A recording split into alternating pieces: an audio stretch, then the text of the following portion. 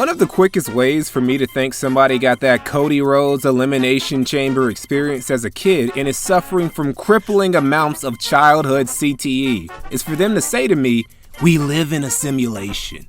This reality ain't real, bro. You're trapped in the Matrix and you don't even realize." Automatically chop that up to mental illness. At least I used to. Over time, I started understanding where the simulation sexuals are coming from, because our reality has gotten more clown-coded year by year. Like every year for the past decade feels like we've sunk deeper and deeper into a circus matrix, where everything is just a little bit dumber and unserious than it was before. And few people demonstrate clown world theory better than Nicholas J. Fuentes. Now, Nick's far from the biggest clown on the internet. Just look at his movement. And I'm putting the word movement in fat-ass Dave Blunt-sized quotes. It's full of way bigger clowns and lolcows than Nick himself. But while Nick ain't the biggest lolcow in the world, he serves as a valuable barometer of sorts. Cause this is a guy, about a decade ago, who was seen by his peers in high school as the most likely to become president. He was mature, well-spoken, charismatic, and had an in-depth knowledge about politics that betrayed his youth. For a moment, he was getting some shine from influential conservative voices, and right-wing news outlets were scouting him out as fresh talent. Nick Fuentes was, at one point, one of the golden boys among young conservatives in America, with a lot of people thinking he was going to be one of the party's future stars. But somehow, between then and 2025, his reputation ended up like this. Is it worse than being a Nazi? Is being a cuck worse than being a Nazi on the internet? Yeah, it is. I see more negative comments about Nick Fuentes being gay than him being a Nazi. And I think it's like a 10x. Like, I've seen more people talking about him being a cat boy than him, like talking about like Holocaust denial or anything like that. He's gay? I don't know. I don't care. Like, I'm just saying, like, in general, that's what it is. How did we get here? How did Nick Fuentes get here? Well, it's a very long and surprisingly gay story. And I mean shockingly gay. It involves internet catboys, major politicians, popular e-celebs, the biggest federal investigation in American history, and somehow, Kanye West. This is the story of Nicholas J. Fuentes and how he failed to become the savior of the West.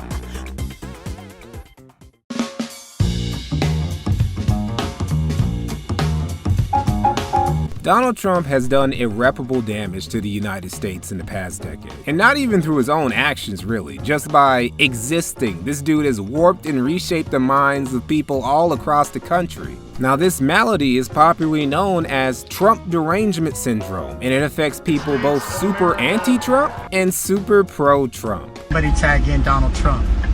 Donald Trump, if you can hear us, please, Donald Trump, please save me. Please save me, Donald Trump, please. In dear God's name, please stop this. Everyone's familiar with the more bombastic versions that turn people into hysterical doomsayers or dick riders of the most outrageous degree. But TDS comes in a more subtle variety too, where the afflicted party in question deteriorates gradually rather than all at once. Nick being a perfect example. See, Nick wasn't even a Trump supporter when he first started talking politics on the internet. In the first episode of the Nicholas J. Fuentes show, the precursor to America First, Nick would admonish Trump for being a joke candidate while praising Ted Cruz of all people. Now, everyone's been talking about the Trump phenomenon, and it is important and historic. What you have to consider about Donald Trump is that he's not an ideologue, he is an opportunist. He's not a conservative, and it doesn't matter what he is, because all he wants is power. Donald Trump has served his function.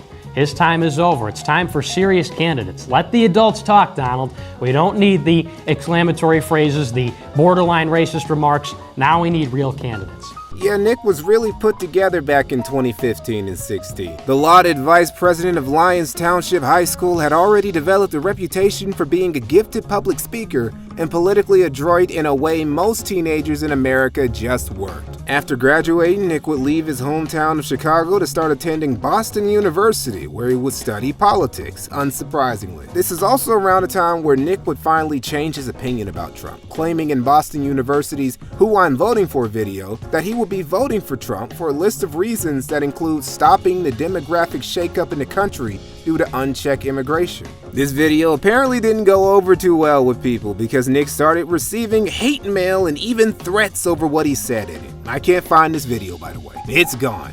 I can find this video of Nick in high school telling people about how to get to the school prom, but that one Boston University video? Nah, that shit's lost media. Nick stayed the course through 2016. He was gonna stand on 10 toes and confront the critiques of his ideas head on, entering a now infamous college debate shortly before the 2016 election with a fellow student. And I can't lie, Nick cooked this nigga. Came to the debate basically as an underdog, everyone thinking he was just some weirdo conservative kid with fringe conservative ideas, which he kinda was, but that made the rhetorical ass clapping all the more impressive.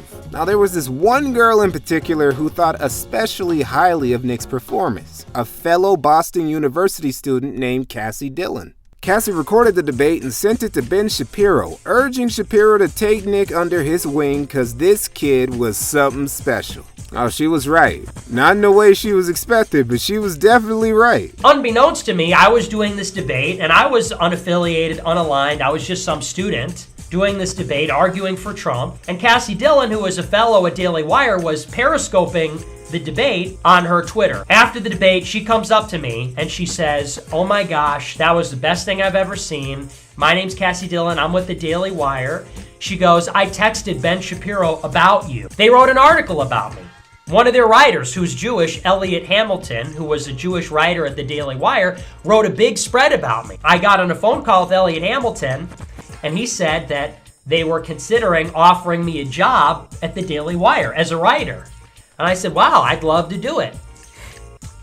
Just one problem. I started to become aware of some of the stuff that Candace did, and some of the stuff that Kanye did, and some of the stuff that other people did. So I started to talk about it. So I would talk to Cassie Dillon and Elliot Hamilton and these other Daily Wire writers and say, hey, why do we give $3.8 billion per year to Israel? Why are they our closest ally? Why did they call Obama an anti-Semite?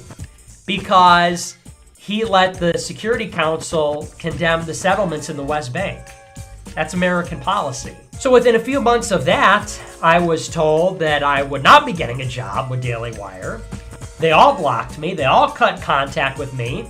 And then Cassie Dillon, who was at one time my biggest advocate, became my biggest enemy. Yeah, even back in 2016 and early 2017, Nick was pondering real hard on America's loyalty to Israel. Now Nick portrays this as just him talking about simple geopolitics. And maybe it was. Cassie Dillon did convert to Judaism some years later after this. Maybe she was this huge Judeophile from the very get-go and she got super defensive about Israel when Nick brought it up. But I don't know Cassie Dillon that well to say that. I do know Nick Fuentes though, and he's given us classics like, Cassie, tell me the Jews don't run everything. Please, tell me I'm wrong. I never got like hysterical like that about it. But there was a period during college for like 9 months where I was just looking for somebody to prove how I was wrong. I was just looking for someone seriously to tell me why the Jews aren't secretly running everything. And I just literally never got a good answer. Every time I got close, they would just fire me from things. That was it. Because I watched a documentary about how the Holocaust was fake in college. I think it must have been my first semester, and it was called The Holocaust, Why We Believe. And I was watching it in my college dorm, and I'm like, man, this is making some really good points. So I just started asking people. I'm like, this is bullshit. Like, the Holocaust is a lie, and the Jews run the media. So I don't know, Nick. Maybe Cassie was overreacting and just slandered you and had her connections blackball you for no reason. Me personally, I think that is way more likely you got a little too comfortable and showed your power level. And Cassie, without you were just a right-leaning libertarian like you were literally claiming you were. I am a libertarian with a small L, a Republican, and a constitutionalist. I believe in individualism, American exceptionalism, and small government. Just a year ago, got caught off guard. So that kind of took some of the wins out of Nick's sails, and it wouldn't be the last time someone from his old college days would try to screw Nick over. Like when somebody recorded audio and leaked it of him talking about interracial relationships. Her in your daily existence by Jews. I told you yes, absolutely. Would you say that me having sex with my dog is the same thing as me having sex with a black man? No. But they would both be degenerates. I don't really care about Nick or anybody else's opinions on interracial relationships. I will say Nick being so anti-miscegenation is pretty odd for a dude whose dad is literally Mexican and whose personal hero is a bipolar black man who's obsessed with white women with fat asses. A little bit of a paradox going on there, Nick. But whatever, Nick was still going strong in 2017. In early February, Nick would debut the very first episode of America First Live, a show that was basically the Nicholas J. Fuentes Show 2.0 for Right Side Broadcasting Network, a conservative outlet that had picked Nick up. He had also co-founded America First Media with one James Alsop, who he also co-hosted the podcast Nationalist Review with. Aside from a couple bumps in the road here and there, things were going pretty well for Nick. And then, that summer, he and James took a trip to Charlottesville. Okay, so there's this meme about how everyone in the far right is just secretly a Fed. There's no part of the political spectrum that glows in the dark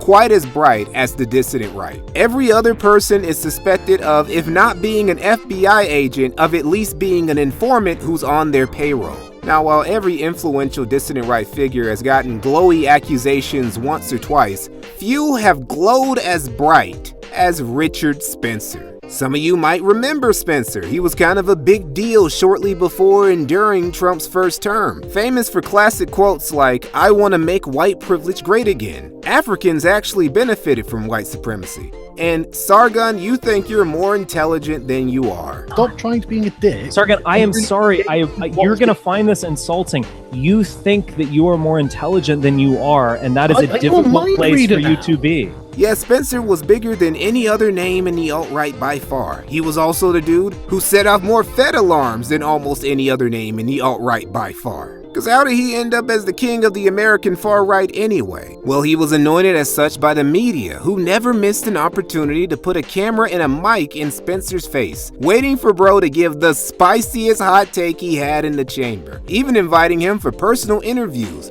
a privilege nobody else in that corner of the right wing was getting. This led a lot of other guys on the right to conclude that Richard Spencer was just controlled opposition who was getting all this clout and attention from the media, specifically because he made the rest of the right look bad. Now, while I see where these Spencer is totally a glowy guys are coming from, they neglect the possibility that Spencer is just slow. And this is the great quandary about Charlottesville. Was it an FBI honeypot to herd as many white nationalists as possible in one location? Or is Richard Spencer just retarded and didn't know why this was very obviously a very bad idea? While Spencer's motivations might stay in the dark, we can say for certain that everyone else who went is a certified dumbass, and that includes Nick Fuentes and James Alsop. I don't know what they were thinking, but they and everyone else pulled up to this far-right function like moths to a flame, and well... Blood and soil! Blood and soil! Blood and soil! You will not replace us! You will not replace us!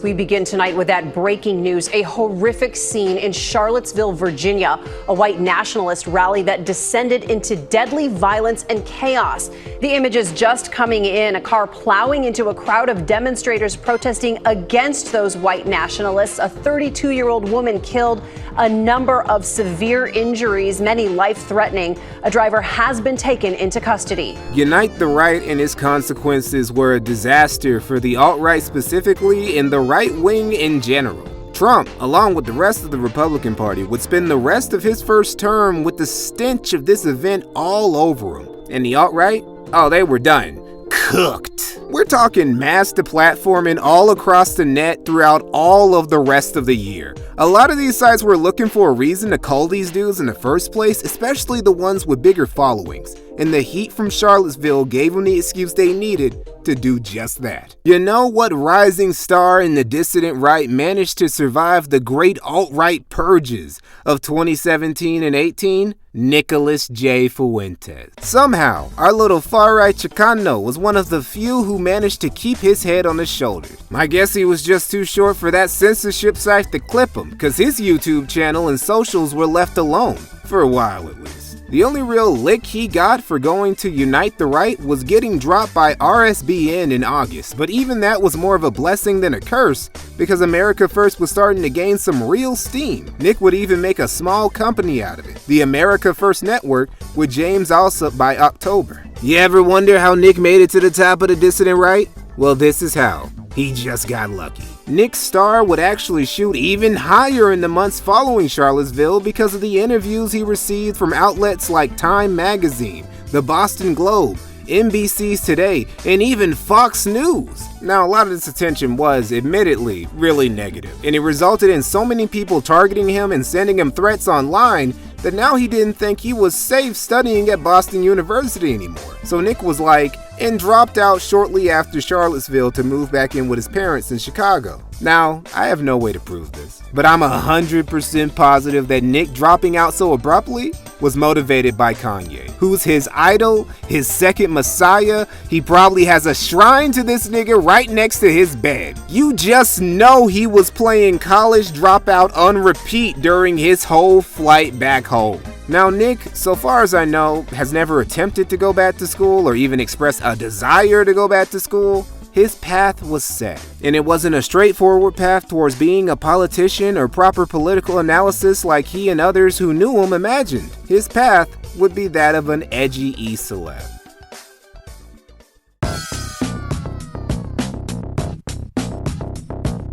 Now, some of you might be wondering, Mikey, what happened to James Alsop, Nick's co-host? Don't worry, we'll get to James. But first, we gotta establish a couple things about Nick. So at this point, he's officially a political e-celeb of the right-wing fringe variety. That's a real small niche. You might think that would give him free reign, but nah, the far-right influencer sphere is one of the most overcrowded on the internet, cause none of these mainstream platforms really want to host these dudes. So they all huddle up on the same few tiny-ass but pro-free speech sites and fight over the same tiny-ass pool of viewers and supporters. All that by itself would be pretty rough, but what's worse, really the roughest part about being a dissident right figure, and the main reason none of these motherfuckers ever really get anywhere, is that they all hate each other. You would have thought the people who hated far-right niggas the most were leftists, but nah, you want someone who's gonna get real grimy on Richard Spencer or Mike Enoch?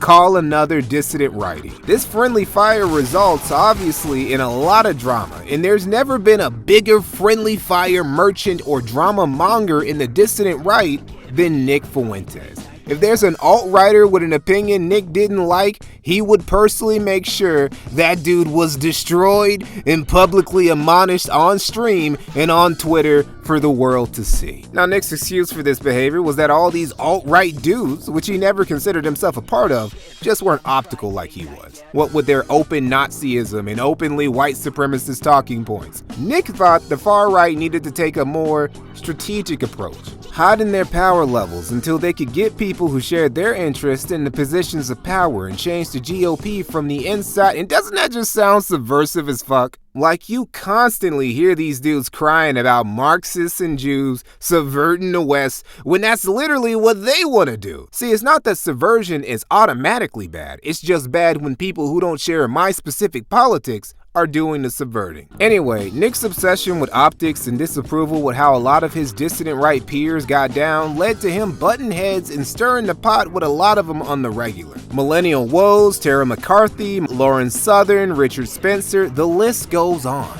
If there was drama popping off in the dissident right sector of the internet in 2017, there was like an 80% chance Nicholas J. Fuentes was involved. Knicks fans thought that Nick's aggressiveness towards his peers was actually based in a good thing because he was cutting the chaff, going after guys who were harming the far right in the long term and holding back its more credible elements. That's bullshit though, because the actual reason was just that he was a shit-stirring troll who purposely got into dogfights with other dissident right influencers for clout, to steal some of their audience, and to discredit their movements while building up his own. He just did it for attention. If Nick actually cared about any of these retarded movements in the dissident right getting off the ground, he would have done what a lot of the guys he was throwing shade at did and got out to do some actual activism and canvassing for political candidates he supported. But nope, just gonna stay inside, do my little show, play my video games from the comfort of my parents' basement. Hey, who does that sound like? Don't let the fact that he streams in a suit all the time fool you. Nick is shockingly lazy. That's how you can tell he's only part Mexican, because his work ethic outside of streaming is embarrassing. Which finally brings us back to Nick's co-host, James Alsop. Back in mid-January of 2018, Nick had an episode of America First where he talked to former congressional candidate Paul Nehlen. Nehlen would lose, by the way. And his association with Nick Fuentes would permanently cripple his future political ambitions. Anyway, despite their talk mostly being about Nehlen's policy proposals and just a sliver being about Jews, Nick still felt it was a good idea to name the episode Paul Nehlen on the Tribe. This was when Nick was still on YouTube. And I don't know, man, that just doesn't sound very optical to me. And James felt the same way. Unlike Nick, he didn't want a channel that he was the partial owner of to be demonetized, have live streaming disabled, or just get straight up nuked by the YouTube powers that be. So wanting to be on the careful side and considering the title to be clickbait anyway, he changed it.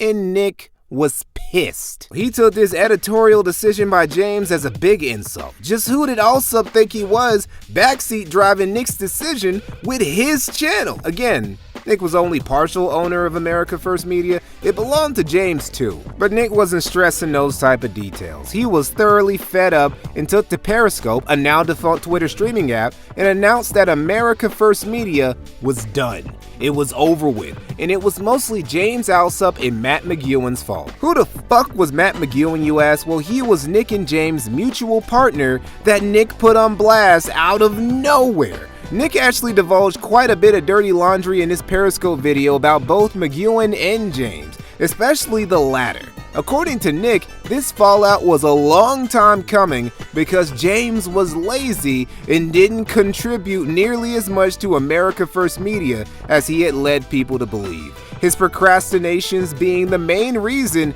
they were occasionally late with episodes of the Nationalist Review. But the worst part of it all?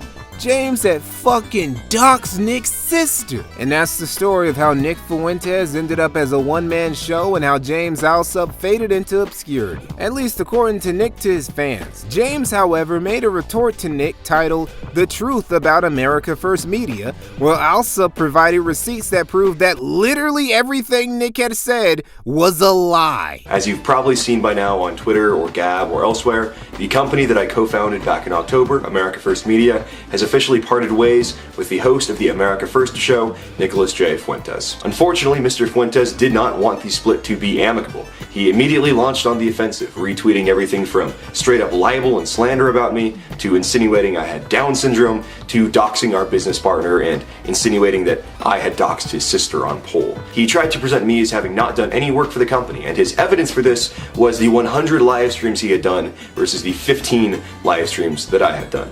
Now, Nick, since I know you're watching, I want to present a challenge to you. Think back in your memory and tell me who did each of these following tasks. Fix hours of poorly recorded Nicholas J. Fuentes audio for the Nationalist Review podcast, coordinating the college tour, building the website from nothing, coordinating guest appearances on our broadcasts, producing and editing every single episode of Nationalist Review, facilitating merchandise, finding suppliers, handling all packing and distribution right out of my living room, writing and managing the website, coordinating the Patreon, troubleshooting Discord role problems, and building the paywall feature for the site. Was that you doing these things, Nick? Or was that somebody else? The reason James didn't do as many shows as Nick was because he was preoccupied doing all the behind-the-scenes busy work that Nick didn't do.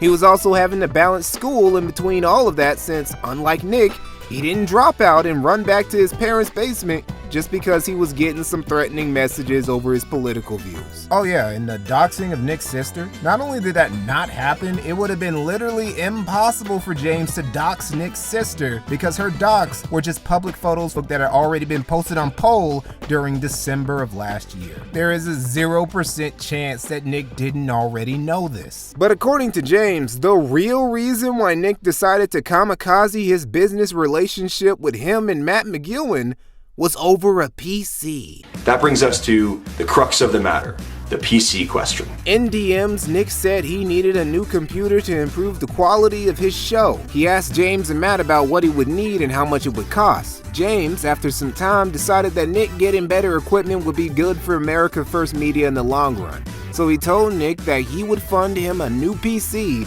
through the company funds directly. It was only going to be a few $100s, but Nick still called that generous. Broke nigga alert. Broke nigga alert. Broke nigga alert. Broke nigga alert.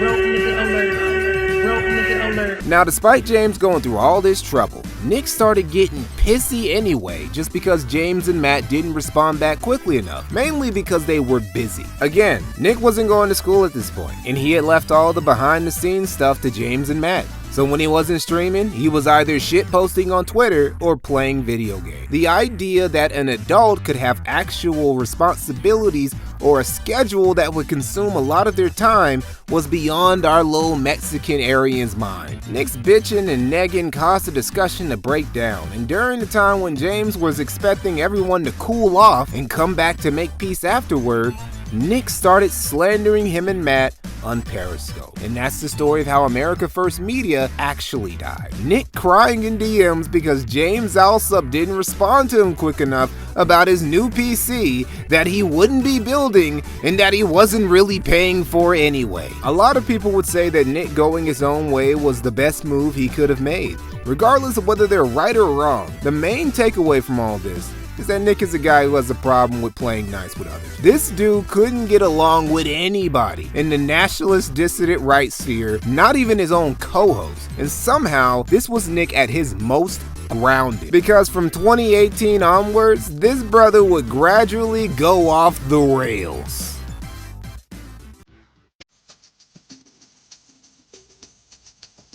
Even though the year got off to a pretty hectic start, what with him snaking the shit out of his business partners and causing America First Media to collapse, 2018 was still a pretty tame year for Nick. A lot of this is due to the fact that this was the year, more than any other in my opinion, that Nick was grinding, just putting that work in. I mean, it's Nick, so there's still plenty of drama mongering and trolling, but this was probably the last year Nick treated his streaming career like an actual job. And a lot of it was due to the fact that he was riding solo now. He wasn't propped up by a network like RSBN. He knew for a fact that mainstream outlets like the Daily Wire weren't going to pick him up and give him work anymore. And he didn't have someone like James Alsop to handle all the technical background shit that he didn't care about. It was all him. You guys gotta understand that Nick Fuentes has never had like an actual blue-collar job, never even worked retail or in a restaurant before. So actually grinding for paper was a new experience for him. Nick considered that $500 James was gonna give him so he could get a new PC as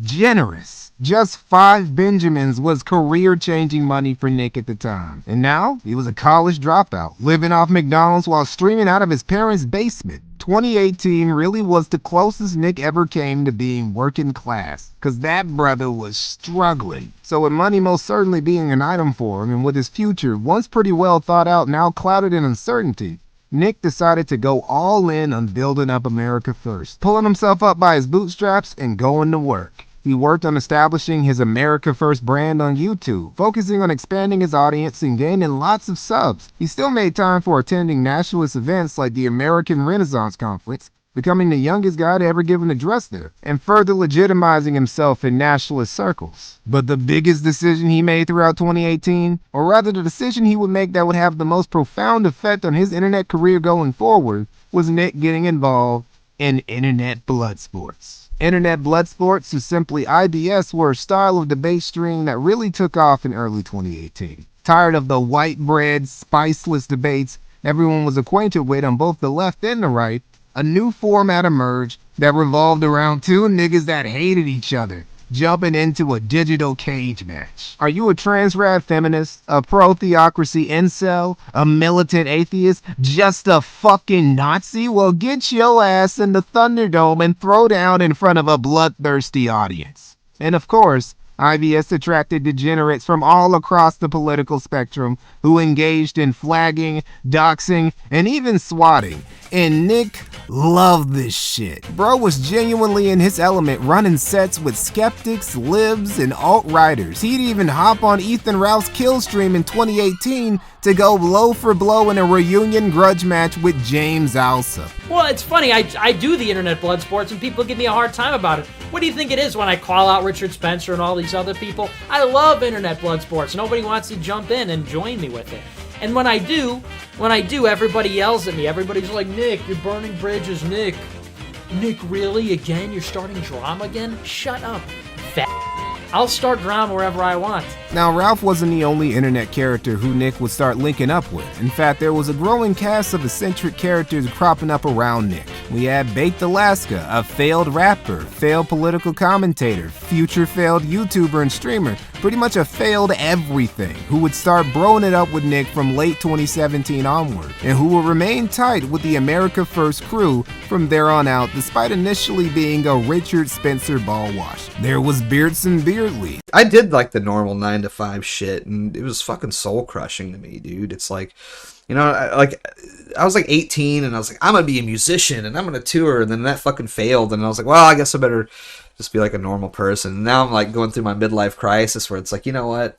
Internet racist live streamer? That seems pretty cool. I'm gonna do that. That seems interesting. I'm gonna throw it all away for that. And honestly, best decision I ever made, man. The attack dog of America First, notorious for his loyalty to Nick, his eagerness to go after anyone who challenged Nick or AF, and also for being the biggest respecter of women in America First. And we got Ollie Alexander, who, you know, hold on, we gonna get to him later. Growing alongside this burgeoning motley crew was also Nick's general audience, with his most adamant fans being called Groypers. And if you know a couple things about Nick, you probably had the displeasure of running across a couple of these retards before. They're Nick's fans who, besides giving him money and boosting his Twitter posts with sock puppets and bots, also serve as his personal internet army who raid, dox, harass, and lie at his behest, and who pride themselves to loyalty to Nick above all else. Now, some of you might listen to that and say, Mikey,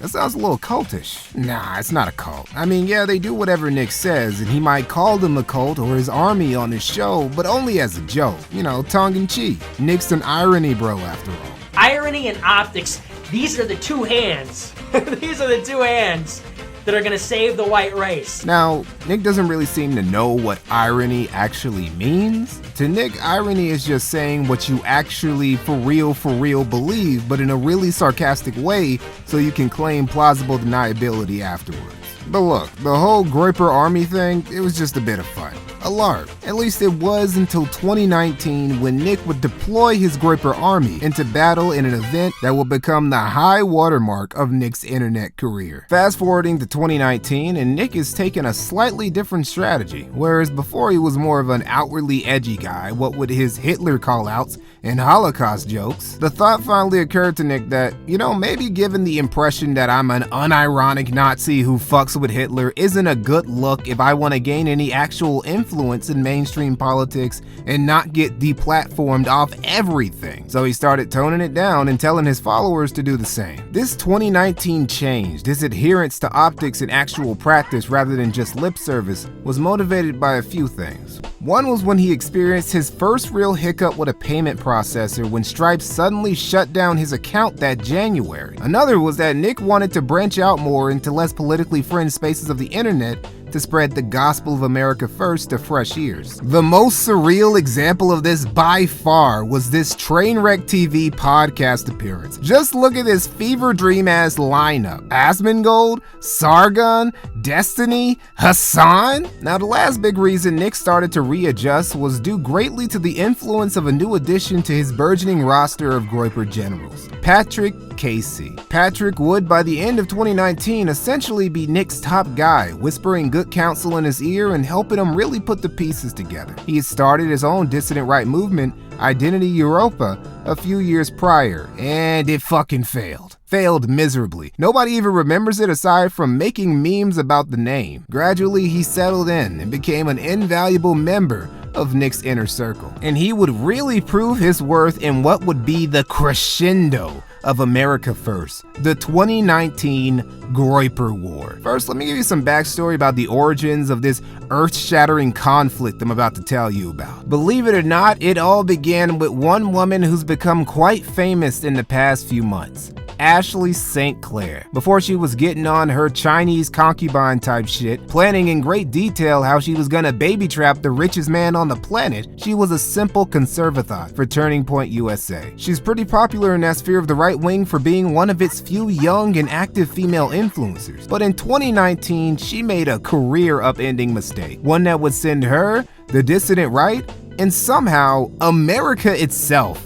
down a very unexpected path. She hung out with Nick Fuentes and his friends for a little bit. And after Paul Nealon and James Alsop, Ashley will become the third major casualty of what I like to call the Fuentes curse. See, just by being near Nick, like within his ambience for too long, his evil Mexican white nationalist aura taints you, branding you with a real-life brand of sacrifice that gradually leads to things in your life imploding around you. For Nealon, he got his political dreams crushed by talking to Nick once. And Ashley? Well, after Nick put her in a headlock and put his groyper stank all over her, Charlie Kirk and the other fellas at Turning Point USA decided they didn't want that trick no more. Nah, now she was tainted with the mustiness of the Mexican child savior of the white race, so she got booted from TPU with the swiftness. Nick took great offense to this, either because he really saw Ashley as a friend and was offended on her behalf, or because it pissed him off that TPU would fire somebody just for being associated with him. Regardless, Nick the Knife wasn't gonna let this ride. In his opinion, the gauntlet had just been thrown. He already hated those niggas at Turning Point USA anyway, and now he had a proper casus belli to unleash the frogs on Charlie Kirk and his punk bitch ass. Ashley St. Clair became the face that launched 1,000 groypers and led to America First declaring war on Turning Point USA and giving Charlie Kirk the biggest headache of his life. Now, just to be clear, Nick wasn't actually leading his army in this war. He was in more of a commander-in-chief type of role, you know, like his idols, Hitler and Stalin. The actual field marshal, organizing operations and commanding troops on the ground, was Patrick Casey, the most prestigious of Nick's groyper general, and the dude who, honestly more than Nick himself, will be the one responsible for the event that really put Nick's name on the map. His primary target would, of course, be Charlie Kirk. In 2019, Charlie Kirk was seen as the conservative golden boy.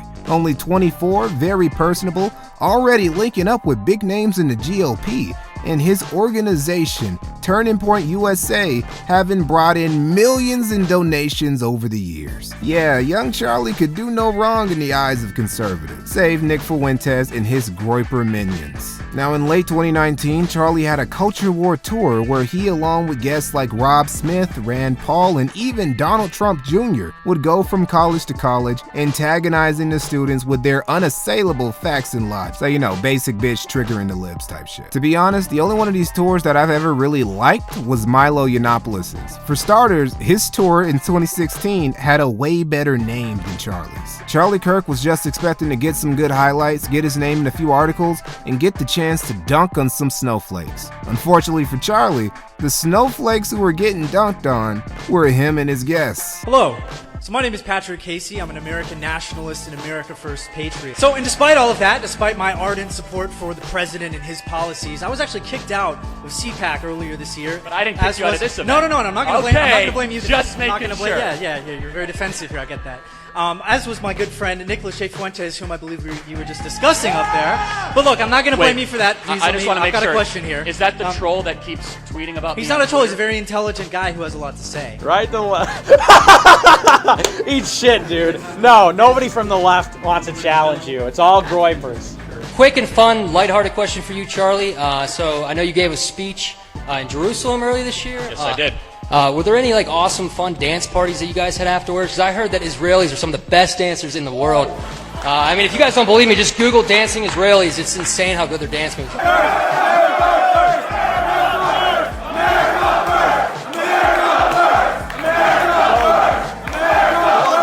And you have multiple times advocated on behalf of accepting homosexuality, accepting homosexual acts as normative in the conservative movement. How does anal sex help us win the culture war? Bro, these groypers even heckled and trolled Donald Trump Jr. Nobody on this tour was safe. And I gotta hand it to America First. This shit was brilliant, counterculture. Turning Point USA was basically GOP Junior, baby Republicans who just repeated all the mainstream conservative talking points through the mouth of a 20-something-year-old with a 5 head. Charlie Kirk was a fucking poser and got exposed as such when he got trolled by the actual edgy and counterculture groypers. Credit where credit is due. This was fun to watch. But again, the success of the Groyper War was largely owed to Patrick Casey. Nick mostly just sat at home and laughed at it on stream. Regardless, a W is a W, and this was a massive W for Nick and America First. His profile, not only in the far right, but also in moderate right and even liberal circles, blew up exponentially at Charlie Kirk's expense. So, as we approach the end of 2019, you would expect Nick would be on cruise control. His name was in the news, he was making tons of money, and he had finally put those Turning Point USA frauds in their place. Dissident right former all-star Milo Yiannopoulos was singing his praises as the new right-wing provocateur. He and Patrick were planning the first AFPAC, America First Political Action Conference, in early 2020, where they were lining up several elected officials like Michelle Malkin and Paul Gosar to speak at it. Like, the momentum behind bro should have been unstoppable, but Nick was stopped by himself. If there's one thing you can't do with somebody like Nick Fuentes, it's give him too many W's in a row in too short a span of time. Because they can't handle it. They start losing their minds and thinking that they're untouchable, their position unassailable. Fools like this must be humbled on a regular basis, or else pride and self-delusion will take hold of them and cause them to self-combust and burn everything down. Hello, it's me again. Could you just patch me through to the optics department, please? Hello. Just a quick question I wanted to run by you here. How does Nicholas J. Fuentes having gay sex help us win the culture war? So yeah, in November, literally the middle of the biggest event in the history of his movement, Nick made this joke. Max says, if I take 1 hour to cook a batch of cookies and Cookie Monster has 15 ovens, working 24 hours a day, every day for 5 years, how long does it take Cookie Monster to make 6 million batches of cookies? I don't know, that's a good question. It doesn't really sound correct to me. Wait a second. It takes 1 hour to cook a batch of cookies, and you have 15 ovens, probably in 4 different kitchens, right? Doing 24 hours a day, every day for 5 years. How long would it take you to make 6 million? I don't know. It certainly wouldn't be 5 years, right? The math doesn't seem to add up there. In this hypothetical, I imagine that if you took aerial photographs over the kitchens, you would need to see certain smokestacks to release the smoke from baking the cookies, and the smokestacks would project certain shadows, but I guess they're not visible in the aerial photographs taken over the kitchens. Moreover, if you look at the soil texture, it's really not deep enough for mass cookie storage underground. So yeah, good job with the rebranding strategy, Nick. Milo introduced me to Nick, so I didn't know anything about this guy, other than he was kind of online and popular and right-wing. So I Google him, and I'm just like, oh shit. Nick, you don't think the Holocaust didn't happen, do you? And he sort of backpedaled, fairly furiously. He was like, well, no, of course I think it happened, but and I was like, well, what? I just was like, maybe you can pull that shit on Rumble, but, I just don't know how he deals with, And if that wasn't enough, Nick also, for whatever fucking reason, consented to a documentary on him by NTV. And, let me just give you some highlights from it. I don't think he understands that the message he's spreading is resonating with white supremacists. He doesn't understand, for every action there's a reaction. He could potentially spit that propaganda to a person who goes the ultimate extreme and kills somebody. People's lives are ruined forever over something that he thinks is a big game. He's smart enough to see that he is spreading a racist ideology and that there's people buying it. He can do some damage. He's preaching a very extreme message. I don't think he will understand the gravity of that he's saying. until somebody takes action. I don't know what was going through Nick's mind when he agreed to this, as if MT motherfucking V was ever going to give him a fair shake. I guess he just thought he was built different. He thought he was Sam Hyde. He thought he could do whatever he wanted and get away with it. And it was probably this I'm built different and can do whatever I want mentality that led to an event in December that would have Nick killing the hype he built for himself and his movement all throughout 2019. When in his delirium, he went on a 10-hour gay date with an Australian catboy cam whore. Look, I've exaggerated a little for comedic effect quite a few times in this video, but I assure you, every word that just came out of my mouth is 100% true. It has been documented, widely viewed, and memed on by basically everyone, both on the right. In terms of the catboy stuff, one of the scenes I saw was Nick saying, well, you've just got to trust the plan. You look like a clown if you're not trusting the plan. What is this plan? I mean, what possible use does lollipops or Catboy have for you or the wider movement of American nationalism or truth or anything? I mean, what possible role could this person play in advancing those causes? And on the left, there are probably a lot of people out there that are approaching this topic with some degree of vitriol. I'm not going to be doing that. I'm going to show you guys a miracle, okay? I'm going to show you an ideology crumbling under the weight of one man's thirsty Coomer instincts. It's really cute, actually. They're like a flirty little gay sex worker here on Instagram, you know? Check it out. Look, they've got the cat ears, catboy bathroom moments, a little overt there, you know? Pretty cute. Here they are contemplating life and ending it all, you know? It's quite ironic because the most famous and quoted question from the Groyper War is, how does anal sex help us win the culture war? I guess that dude should have just asked Nick, because he seems to know the way into some catboy bussy. And this wasn't a spontaneous event. Nick didn't just run into an Australian nigga with cat ears one day. Nah, he'd been scoping out Kami for a minute. I have a good friend on D Live who's been doing this. His name is Lolly Socks. Don't be fooled by the name. He's actually a very based and red-pilled Aussie. He's been on D Live. He's streaming his whole life, 24 hours. And I just jumped in randomly one time. He was like cooking sausage. And I was like, that's not a euphemism, by the way. I was like, hey, what are you making? What are you cooking? And he was like, is that the real Nick Fuentes? I was like, what, you recognize me? And he's like, yeah, like I've watched your stuff before. I was like, oh, like, do you like me? Or, you know. See, Nick has been fascinated by the catboy question for years. The JQ might actually be a second priority to him behind the CQ, because there was even once an American First Discord channel dedicated to catboy discussion. Yeah, there was a Catboy channel in the Discord, and I didn't even understand like what it was. I knew it was like this anime thing. I thought it was funny. It was a running joke on the show, and then I would say, oh no, I was hacked, and it was part of a running gag. I need a Catboy to prepare for me baked good cookies. A Catboy butler. 100%. That's the plan. The America First plan is we're going to, like, you know how TWP has their like place? We're going to build a compound out in the western United States. A kennel. That's right.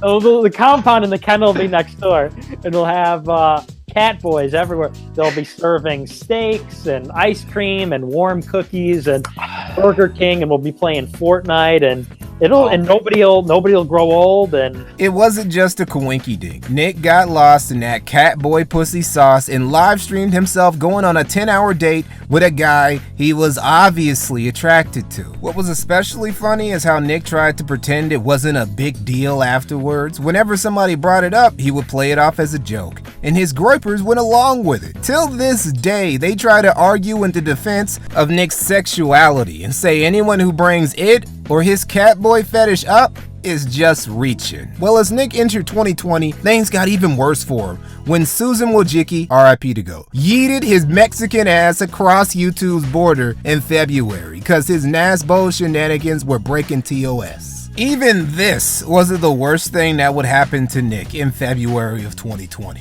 The worst thing that happened to Nick in 2020, worse than losing his YouTube or Trump losing the election, was a Super Bowl party. Growing up, I was in grade school. It was a small class. There were like 35 boys in the class, and only probably like about a dozen of them were really like normal, I guess you could say. They were all into sports. They all watched sports, played sports. That was their thing. And so every year, the main, I guess like one of the leaders of the group, his family would host the Super Bowl party. Okay, now this Super Bowl party is like one of the defining things of my life. If I could put together like a handful of totems from my childhood that define my life, like this Super Bowl party is like responsible for probably like 30% of like who I am as a grown-ass adult, like the shit that went on at these parties. We go to the Super Bowl party and the adults would be on the first floor and all the kids would play in the basement. And every year I would go there and they would just treat me like shit, because I didn't play sports and they all were better friends with each other than I was friends with any of them. So I was always sort of the outside guy, and I would always get in a fight with at least 3 of them, like literally get in a fist fight with them or something. There were these Super Bowl parties held by parents of one of Nick's classmates that became a community get-together of sorts. Now, these parties were the most traumatic events of Nick's adolescence. His entire personality is downstream from what happened at these parties his parents dragged him to. Nick hates going to these parties. He straight up stopped when he got old enough to. Needless to say, I never really liked that crew. We never got along. We were never really friends. As I get older, I'd stop going to the party. Well, so then we graduate high school and everything. Me and my sister graduate high school.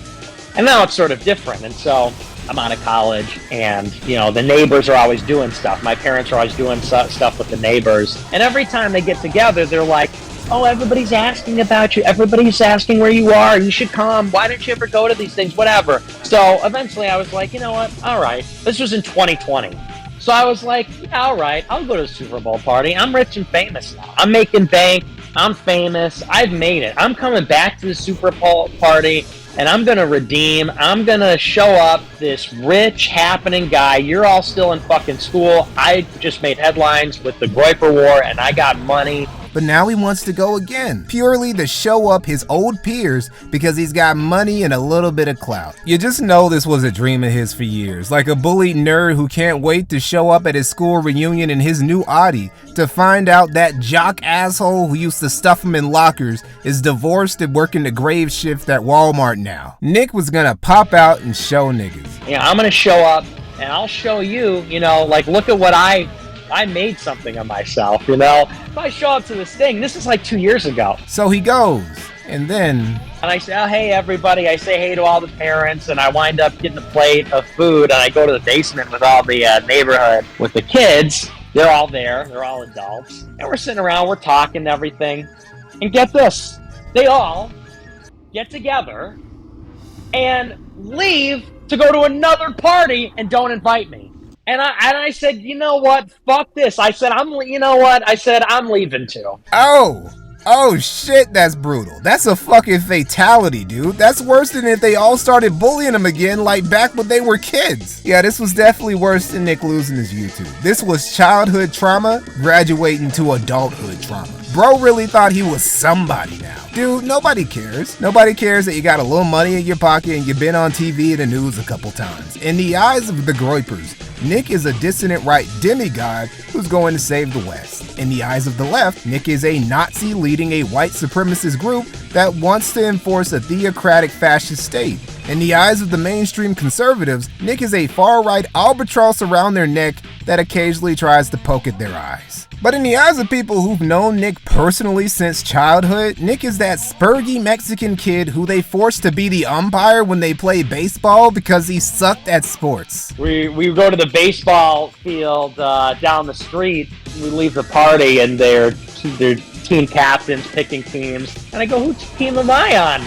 Nobody's, you're the umpire. I always want to kill myself. It's just like, okay, that just destroyed me. Honestly, the Super Bowl party of 2020 was the best thing that could have happened to Nick because it drop-kicked the shit out of his ego, gave him that much-needed reality check, and made him start taking his America First thing somewhat more seriously again. He wanted to pop out and show niggas, but left that party realizing he needed to sit down and be humble. See what I mean when I say people like Nick need to be humbled for their own good? It's no different from smacking an old TV to get rid of the static.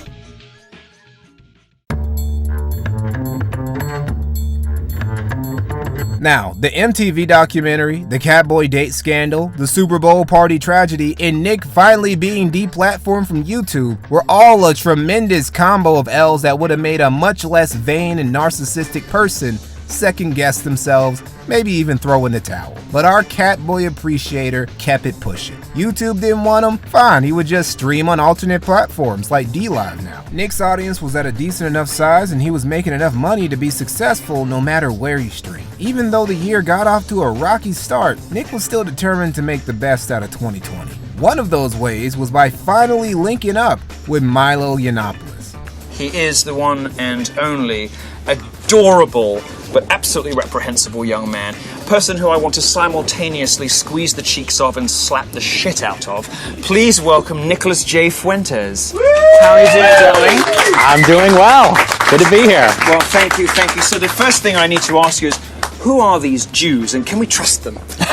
Now, I know what some of you might be thinking, but Mikey, wasn't Milo both openly gay and Jewish? Wouldn't the rest of the dissident right, especially Nick's own followers, find that a big conflict of interest, especially in the wake of the stream with Catboy Connie? Yeah, Nick appearing on Milo's show Friday Night's All Right amidst the already circulating gay rumors about him made people question his stance on homosexuality and his own sexuality even more. Defending Nick Fuentes, we love what they're doing at these things, but let's not sit here and go the same people that say, how does butt sex help the conservative movement? If butt sex shouldn't be in the forefront of the conservative movement, right? Why are we going on famed homosexual Milo's show, right? Doesn't that go counter to the whole movement? Like, are gay niggas not cool on principle, Nick, or are they just not cool when they're not helping you, giving you money, or shaking that ass? Patrick Casey doing the WAP challenge. Now that is something. I think he did that in November. I was like, Lord, help me. He can back that thing up. Man, he can move that thing. He can move that big thing. And we love it. We are enjoying. We are loving that. Thing was, Milo had already been supporting Nick from the sidelines for a while up until then, seeing Nick, especially after the Groiper War, as something of a right-wing provocateur successor to himself. And while his star had definitely faded from his peak in 2016, Milo still has some valuable influence, insight, and connections to offer Nick in his movement. It looked like Nick had finally decided to stop burning bridges and picking fights with possible allies for once, and just focus on getting shit done. The first AFPAC happened that February, shortly after Nick got banned off YouTube. He maintained his internet bloodsport / sector connections with Ethan Ralph, who had also been banned from YouTube in 2020, and he was still bringing in fresh talent to America First to help strengthen the movement. Like Jaden McNeil, a former Turning Point USA chapter leader at Kansas State University, who left TPU to join AF. Yeah, Nick was doing his thing throughout 2020, even while the pandemic was going on. And then the 2020 election happened. So, Orange Man lost. This shouldn't have been that much of a surprise considering how the last year of his first term went. What with the Wu flu taking the US by storm and fucking up the economy Trump spent his first 3 years in office trying to build, BLM protesters rioting and setting chunks of the country on fire in the middle of what was supposed to be a lockdown, and literal anarchists establishing autonomous zones in the middle of major cities, complete with failed rappers LARPing as warlords. Yeah, Trump losing shouldn't have been a surprise. But what was a surprise was that initially he wasn't losing. He was actually winning until the last minute when some votes started to come in for Biden like Gandalf at Helm's Deep to ultimately rout those MAGA orcs out of the White House. Now, Trump didn't take this electoral ass whooping very well, asserting the election had just been stolen from him. And a lot of Trump's overzealous supporters agreed and immediately started an operation called Stop the Steal, of which Nick Fuentes and Ollie Alexander were a part of. And they didn't stop shit. While it wouldn't have been the first time a US election had been stolen, Biden's victory remained legit. He was gonna be the 46th president of the United United States. Trump just had to hold that L and slump back to Mar-a-Lago with his tail between his orange thighs. Now, in another timeline, this would be the end of this. The next 2 months leading up to Biden's inauguration would have been your typical boring and uneventful affair, with Trump and his supporters bitching a little along the way. But the difference between that timeline and ours is Nicholas J. Fuentes, who, thanks to the Groyper War, the MTV documentary, all of his news appearances, and his recent Stop the Steal activism, now had a spotlight on him big enough to where he was able to command a large crowd of Trump supporters' attention in front of the Capitol building. And it was there, in front of this crowd that included a lot of his own followers, that Nick gave this speech. That's right! You heard it here first! Mike Pence has betrayed the United States of America! Fuck you, Mike Pence! Mike Pence has betrayed this president, and he has betrayed the people of the United States, and we will never, ever forget! Keep moving towards the Capitol. It appears we are taking the Capitol back.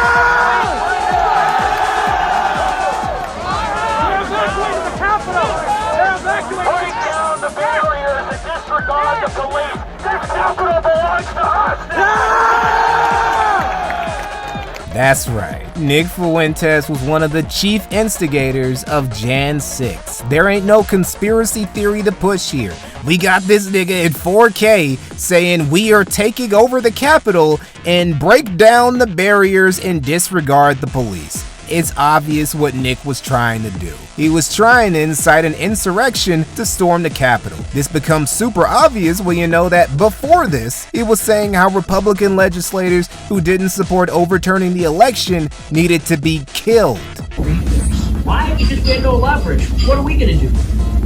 What can you and I do to a state legislature besides kill him? Although we should not do that. I'm not advising that, but I mean, what else can you do, right? Just fed posting like a motherfucker 2 days earlier.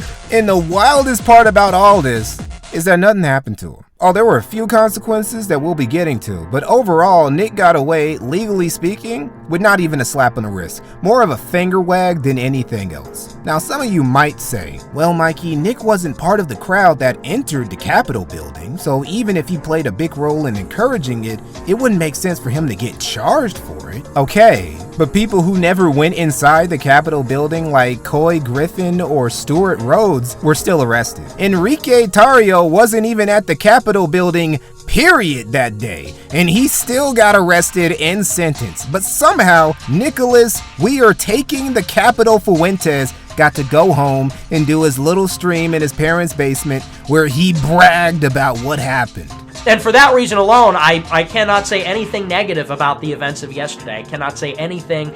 I cannot condemn. I cannot disavow, because, you know, if I were more emotional, maybe it would have brought a tear to my eye. But it was close. Nick still didn't have to go to jail or do any prison time like everyone else did. And that includes several of his groypers. Even his buddy Baked Alaska had to do some time after he took a tour of Nancy Pelosi's office. So the thing was an inside job to a large degree. Can we just establish that anybody who screamed, "Let's storm the Capitol," I can think of two people who did, who was not arrested, didn't spend time in jail. Was defended by Democrats in the Congress. Yes, but he wasn't alone. There's another prominent person who did that as well, as I know you know. Didn't get arrested, didn't go to jail. I mean, what can we conclude from that? Yeah, Nick staying a free man is just a little suspicious. You know what's even more suspicious? A month before Jan 6, an anonymous donator from France sent several dissident right influencers $500,000 worth of Bitcoin at once, with Nick getting the lion's share.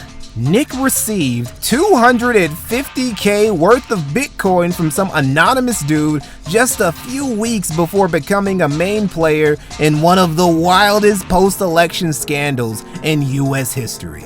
That's nuts, bro.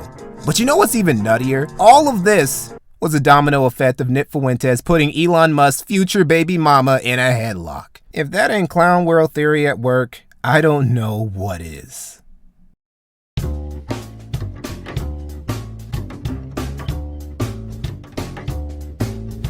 People who've kept a close eye on Nick Fuentes from 2016 to 2020 will tell you there's a noticeable difference between pre-2021 Fuentes and post-2021 Fuentes. Nick, after the 2020 election, would get noticeably more black-pilled, more abrasive, more narcissistic, a little bit unhinged. He just started becoming more of an all-around asshole and Debbie Downer. Early 2021 gave Nick plenty of reasons for becoming all of the above, and all of it is downstream from Jan 6th. He was even mentioned during Trump's impeachment trial. Take, for example, right-wing provocateur Nick Fuentes. The day before the Capitol insurrection, Fuentes said this on his internet show. What can you and I do to a state legislature besides kill him? Although we should not do that. I'm not advising that, but I mean, what else can you do, right? Fuentes was at the Capitol on January 6th and praised the insurrection on a live stream as glorious and awe-inspiring. He later said, quote, "We forced a joint session of Congress and the vice president to evacuate because Trump supporters were banging down and then successfully burst through the doors." Fuentes was not the only provocateur to revel in the violence. He would also get banned from D-Live, of all places, because of his involvement in Jan 6th. But by far, the most devastating thing to happen to Nick in early 2021 was when, in February, Patrick Casey went full Benedict Arnold and betrayed America first. This backstabbing involved a mini expose stream where Patrick explained why he wasn't personally attending AFPAC 2. Well, Nick and his Groypers called it backstabbing. In reality, they had already been stabbing Patrick in the back for a while. I feel like this whole talk of loyalty really only goes one way. When they talk about loyalty, what they mean is usefulness. Right? If you are loyal to them, you're useful. And the minute that you're not useful anymore, even if they claim to be your friends, even if they really consider themselves to be your friends, the knives come out, they stab you in the back, right? They don't give you the honor of a cordial parting. It's no, we're going to destroy you, we're going to destroy your life, so you're left with nothing. I mean, I'm already all but kicked out of AF as it is. They're just keeping me in as a formality to pretend to be nice to me, at least those of them who aren't doing the dirty work. The main reason why I haven't said anything, and frankly, I should have said something, but the main reason was out of respect for someone I considered a really good friend, right, who has recently stabbed me in the back and now apparently is totally fine with me being ruined, personally, politically, whatever. So... This dream wasn't about any petty grievances like that, though. It was about something profoundly more serious. It was about Nick having confessed to Patrick that he was being investigated by the feds.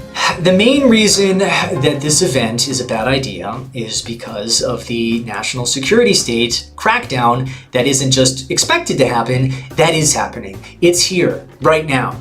And you are the focus. You are the target. This is unprecedented in FBI history. So not only is this worse than whatever the FBI did around Charlottesville, this is worse than any. This is the most serious, the biggest investigation that the FBI apparently has ever done. That's just coming from the prosecutors. But Nick is 100% under FBI investigation.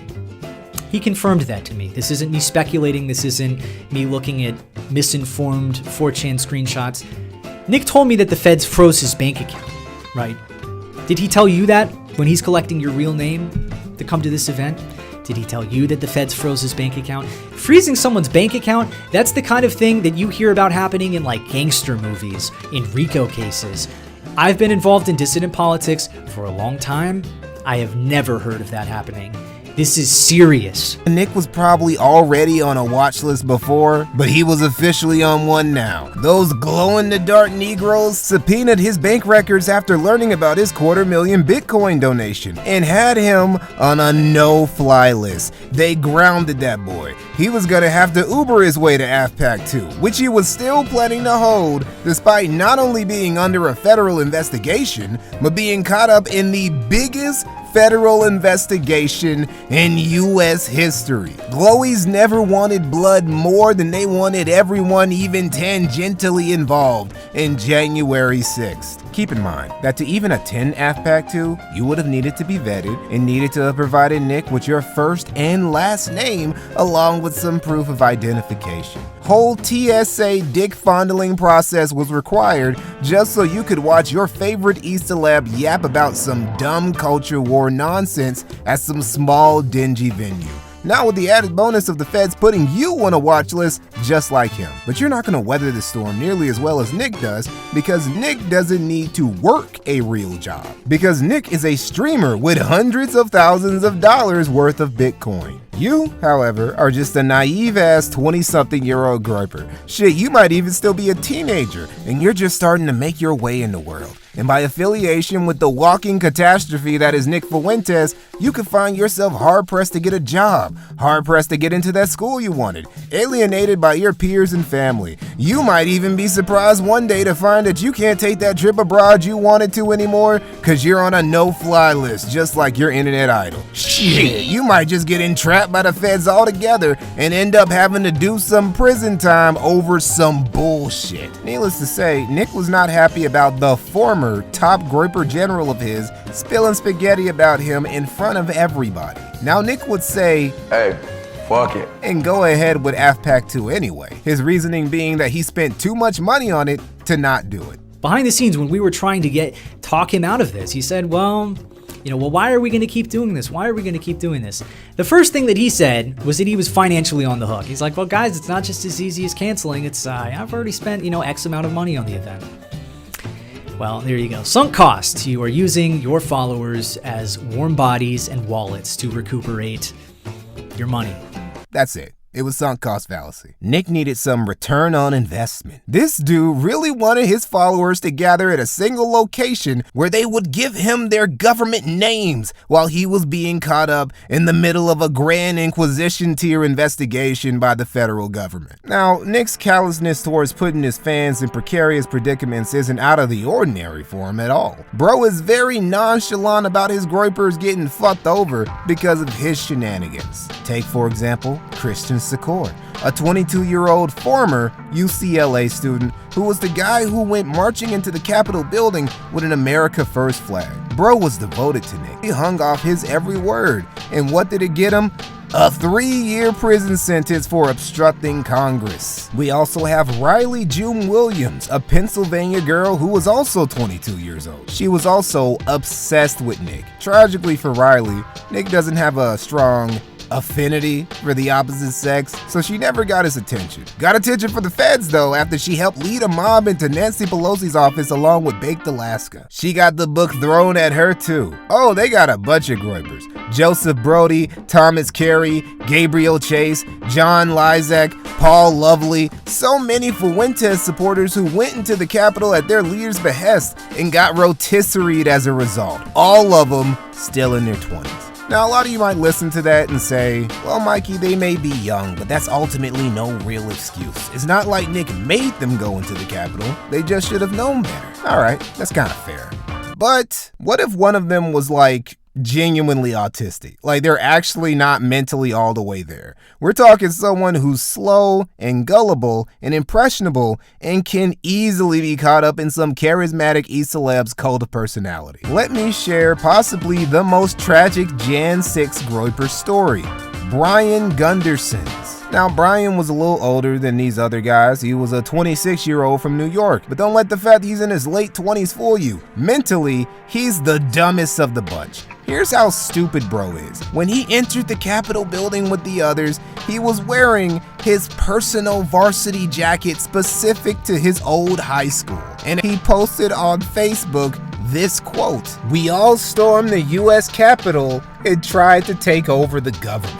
I can't tell whether Brian was a fetal alcohol baby or maybe he just got hit a little too hard when he played football in high school and was left with critical levels of CTE. But our guy wasn't the sharpest tool in the shed. And the worst part is that he was a dirty, disgusting, fucking weeb. Bam Biggity Bam in chat, and I got a couple other super chats, but this one caught my eye in the regular chat. He said, ask him why he wants to make Nick watch all of the anime Naruto. Now, is that true? Yeah, I mean, I love that show, and I just think it's, well, in Naruto, you got this like young kid. He's like a ninja, or he's a blonde-haired, blue-eyed, like Aryan kid, and he like, grows up, and everyone hates him. He doesn't know why. It's because he has like this demon fox inside of him. But like they live in like a world where like being a ninja is like the main thing, or like the world is basically run by these like 6 ninja villages or something, and then as you graduate from school when you're like 10 or something, and then you have to become like a ninja soldier. And then it's just like his whole journey, and then he wants to be the leader of the village, the Leaf Village, the most powerful ninja village. Basically, that's like the leader of the world in this world. So then he wants to like, and then it just documents his whole journey, and it's like a really cool story. And then like it teaches all these good lessons of how to be a good leader. It teaches like lessons like Sasuke is like one of his like friends growing up, and then he like turns against the village because like some evil snake. So he would, 2 years later, get sentenced for over a year in prison. He took it surprisingly well.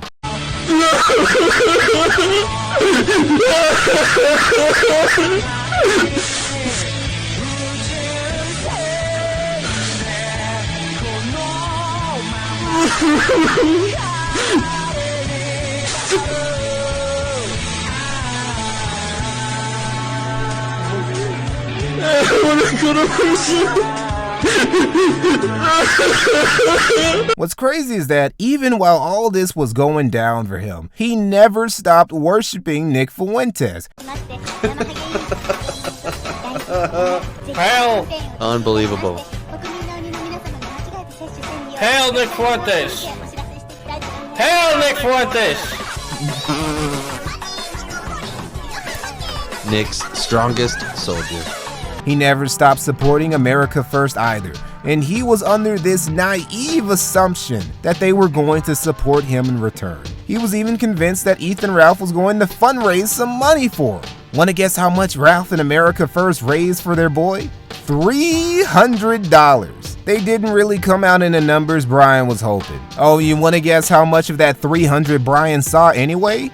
0. Because Ethan Ralph just pocketed the money and never sent it to him. This is the support Brian, Naruto as a blonde, blue-eyed Aryan Gunderson, received from the community he loved and went to prison for. Now, at the end of the day, while all of these guys are young and impressionable, especially Brian, they were still all grown adults when this went down. The main party to blame for them ruining their lives is themselves. But still, Nick did spur this on outside the Capitol, and he was also saying some radical, wild-ass shit leading up to and shortly after Jan 6 that all of his followers would have seen. For his groypers, several of which were among the first to breach the building to get caught up, and then for him to just wash his hands of the incident completely and not take any accountability as if he wasn't deeply complicit in it happening is insane. But what was more insane, and what ultimately shows the character of Nick Fuentes more than anything, was how he just laughed about it, like in these leaked Telegram chats.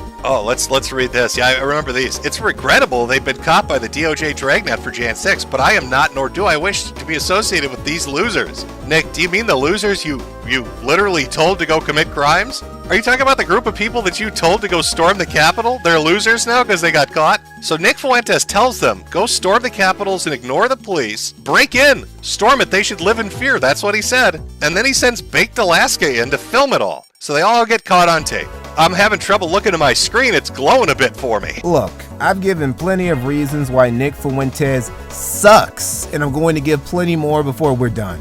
But the biggest reason he's shit, in my opinion, is just because of how he treats his supporters, his allies, and his friends. The people who genuinely like him, try to do good by him, try to show him and his movement support, and often defend him from critics at their own expense. The people who are responsible for him ever getting anywhere in the first place. Nick does not give a single fuck about any of these guys. How he treated James Alsop wasn't an isolated accident. That narcissistic, utilitarian attitude that destroyed America First media is how Nick behaves in almost every relationship he's ever had for like the last decade. With close friends, business partners, and especially with his own fans and followers. Nick sees his mark-ass followers purely as chat donation dispensers, merch purchasers, members of his personal internet army, and his personal ball washers. and that's it. He has zero problems kicking him down into the abyss if it means he can get ahead or escape from consequences. To all the remaining groypers who made it this far into the video, you're not special. Nick doesn't care about you. He will lead you into a slaughterhouse and then slip out the back door while the butcher nabs you. And while you're getting sliced and diced into fresh bacon, getting put on a watch list, getting entrapped, getting arrested, becoming a felon, and having your young life ruined, Nick will giggle about it in his bed before going to sleep under his Kanye West sheets. This is what happens when you're in a cult.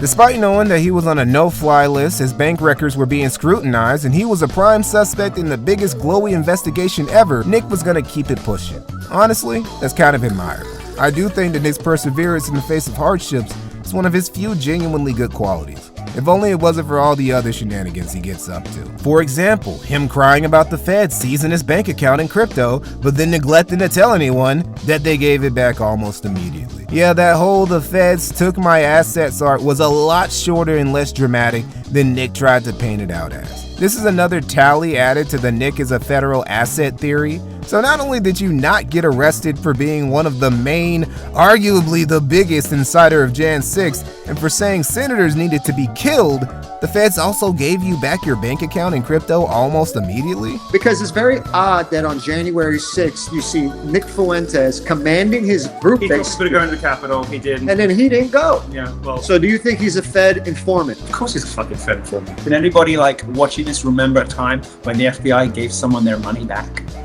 When they raided all those mailboxes in Beverly Hills and took the FBI just took money, took jewels on the basis of nothing. Do you think any of those people got their shit back without suing? They didn't. When was the last time the FBI gave anybody their money back? They gave Nick Fuentes his money back almost immediately. Nick lied and fundraised for months afterwards saying they still had it. Why'd they give him his money back? Man, that's fascinating. Even more fascinating was that AFPAC 2 had a special surprise guest, famous British documentarian Louis Theroux. Now come on, Nick. Come on, bro. Hey, bro, come on now, dog. Come on, man. You let Louis Theroux, a dude known for making documentaries about fringe dissident figures like yourself and making them look like loons, come to your special event where all your fans who would be attending had to give you their personal information to get in, while you knew the feds were watching you like a hawk. Like, come on, man. It gets to the point that, yeah, I feel bad for all the young, impressionable guys who are gonna get their lives rocked by following this guy. But at the same time, being a sincere follower of Nick Fuentes from 2021 onward, really a natural selection type of deal going on. It's kind of like British teenagers leaving the UK so they could fight for ISIS. Like, bro, this was only gonna end one way for you, and it wasn't gonna be great. Now, by mid-2021, Nick had been banned, been terminated, been exiled from pretty much every major platform. YouTube, Twitch, Twitter, Facebook, even DLive didn't want him and his stank no more. But again, credit where credit is due. Nick, I've been kicked off 110 platforms, but look, it's not me who's the problem. Fuentes didn't give up. Nick was determined to make his own path. So in late 2021, in the dead of October, Nick launched Cozy.tv. Cozy.tv was Nick's final solution to the deplatforming question. Fuck it, I'm just gonna make my own platform and then nobody can kick me off of it. And he could now be as edgy and irreverent and unoptical as he wanted. Well, I'm feeling like it's more like a free speech website. I'm thinking you can say whatever you want, doesn't matter. Am I right or wrong, Nick? You're correct. Yeah, it's free speech, no censorship. We are anti-gay, anti-woman, anti-black, anti-Semitic. But he wouldn't do it alone. Cozy was going to be the start of what Nick called a parallel media empire. By 2022, Cozy was hosting some of the hottest political streamers like Ethan Ralph, Baked Alaska, Dalton Clodfelter, Laura Loomer, and who could forget Ali Alexander.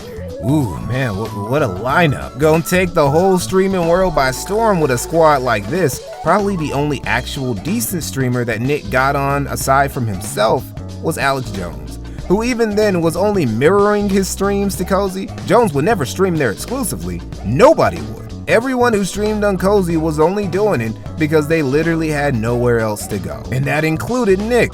Cozy is an invite-only ecosystem, by the way. You can't just make an account and start streaming there. You gotta be vetted first. Considering that Nick said he wanted this site to be a parallel media empire that would eventually compete with the big tech streaming platforms, him only hosting streamers that he personally approves of just seems like a very obvious roadblock to that reality. The policy was more draconian than any of the ones that these other big tech platforms had. But one question still remained. How were all these dissident right streamers gonna get paid? Well, Nick's solution was just using Entropy. The problem with this is that Entropy sucks. The worst monetization platform ever. The only reason why anyone would choose to use it is because they got no other options, which the developers of Entropy know, which is why it still sucks and will remain dog shit because it knows the people using it have no other choice but to keep using it. However, there was another option developed the same year Nick launched Cozy. PowerChat.live. It was a third-party donation and text-to-speech program similar to YouTube's Super Chat model that was developed by a guy called Luz. I've had my ass whooped, bro. I've had my shit stolen, bro. I went to jail, bro. You know what? I never cried. You know why I didn't cry? Because I'm not a bitch, bro. I'm not a fucking bitch, bro. I was in jail with my whole shit swole up, and I was like, yo, fucking cop guards, can I get a cup? Because I can't drink out of the sink like everybody else. Can I get a cup? They didn't give me a cup. I went without drinking, bro, until I saw the judge. Because that's what you do if you're not a bitch. I don't know how this inebriated brother developed anything, but hey, it worked pretty damn well. Way better than garbage like Entropy. Baked Alaska was also an early partner of PowerChat with a 50% stake in it. This, plus the fact that it genuinely did work better than all the other non-mainstream alternatives, led to a bunch of Cozy streamers becoming quick adopters of PowerChat, including, eventually, Nick. He was reluctant at first. See, there had to be a certain arrangement set up in order for Nick to get behind Cozy like everyone else. We will be getting to this arrangement later, but first we need to talk about the tragedy, the great reckoning for Nick Fuentes. That was 2022. It was around this point in early 2022 that it really started to set in for a lot of guys in America First that America First was never going to be a successful political movement. And not even because of their dissident right politics, but because the Mexican Aryan in charge just didn't take this that seriously anymore. And just did and said whatever the fuck he wanted, regardless of the ramifications it had for his movement or anyone associated with him. Bro wasn't even pretending to care about optics at this point. Cause fuck it, right? Why should I, Nicholas J. Fuentes, the great Groiper Fuhrer, worry about that? I've got money. I've got my own platform. Who cares if I say... My legacy is going to be basically Hitler 2, 3, and 4. I'm on my Donald Trump, I could shoot a person in the street and get away with it type shit. Well, Nick, your optics still matter, because the conservative politicians you invited to AFPAC, and who, unlike you and your groypers who've been exiled from 109 platforms, actually do have to keep a degree of optics cucking in mind if they want to stay in their positions of power and influence. You know, real power and influence, not the fake type you and your Zoomer internet cult pretend that you have. They just might not show up to speak at future AFPACs, like Marjorie Taylor Greene, who came to AFPAC naively thinking this was some conservative youth conference or whatever, and then upon realizing that she was the guest of honor for a guy who called himself literally Hitler, disavowed the shit out of you. It was one thing when Nick alienated himself from other members of the dissident right, because a lot of those guys were losers and dumb wignats who were never gonna get anywhere, just like Nick said they weren't. It was another thing when Nick started alienating more moderate conservative pundits and e-celebs like Ben Shapiro. But at this point, mainstream conservative figures, we're talking seated politicians who have been pro-Trump since 2016, are actively putting distance between themselves and whatever the hell you've got going on. So, the far right doesn't fuck with you. The moderate right doesn't fuck with you. The politicians and GOP figures who run the Republican Party don't fuck with you. What's the plan here, Nick? Can one of you groypers who still trust the plan DM a nigga what your boy is exactly trying to do here? Because honestly, I don't think even Nick himself knows at this point.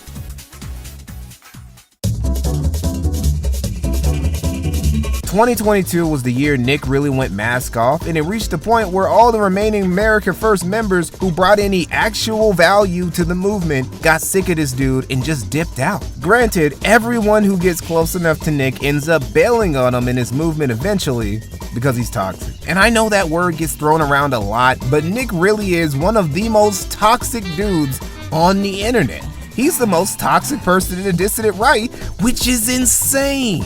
Richard Spencer, Owen Benjamin, Mike Enoch, Teddy Spaghetti, none of these dudes have been caught in as many extensive drama arcs and have had as many former friends and allies publicly disavow them as Nick Fuentes. Now, the two biggest defectors who would jump ship around summer 2022 were Jaden McNeil and Simon Dickerman. And this is where the pattern of America First lieutenants turned Fuentes haters finally comes full circle. Once Nick gets comfortable enough with somebody, he starts to gradually treat them more and more like garbage. You know, he would step across the line.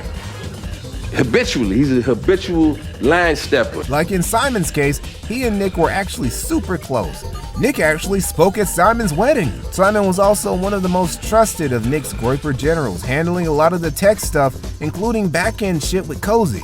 Despite all of the initial love and trust he gave Simon, Nick never missed an opportunity to bust his balls. You know, I was reviewing the footage with an intern on the, who was working on the doc with me. And there was a scene where Nick is about to meet up with me because, I'm going to be helping him do security for the event and hold the flag and make sure nobody attacks Nick because I'm, so big and tall or whatever Nick was saying at the time. And he's rolling up to the event, and in front of this camera, which I guess he's forgetting is rolling or whatever, it's like, oh yeah, Simon is a big fucking oaf, look at this guy, like he can see me from like across the street, and he's like, oh yeah, look at this retard over there, like, oh, what are you doing drinking a water? Like, you're supposed to be getting ready for the battle or whatever the fuck. So he's saying this to the camera, filming it, and then you're watching it, editing it later on. And I kind of like pause the video, and I'm just like, looking at it. I don't even want to say anything. The other guy's embarrassed for me, and I'm like, And when Simon left, Nick threatened to sue him into poverty. But when I officially was like, I'm done with this, was December when I got back and talked to Nick for the first time in a month, and he was going off, and he was like, I'm reporting Simon, or I'm going to sue Simon. I don't even know if I can win, but I'm going to sue him just because he's poor, and I'm going to like rape him in legal fees. And this guy, like, he'll tell you he is not well off financially. Nick didn't pay him anything.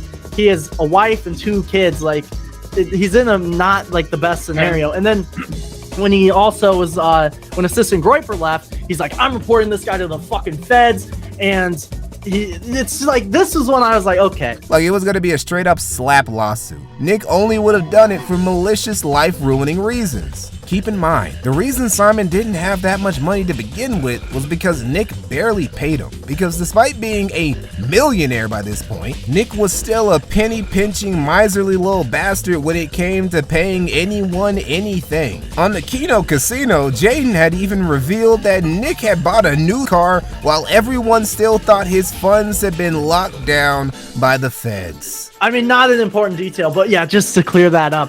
I wasn't bullshitting. This guy's like he lies about everything. By the way, just throwing this out there, Jim, because I know we brought it up in your debate. The 500K, he's had that for almost a year. Okay, he's had that back from the feds for almost a year, and he's just been using that to raise money. So it was total bullshit. Total. Yeah, it was for a few months, and he's been using that to raise money and throw like a. His return in the summer. Hey, 16-year-olds, give me. Are you $3. fucking serious?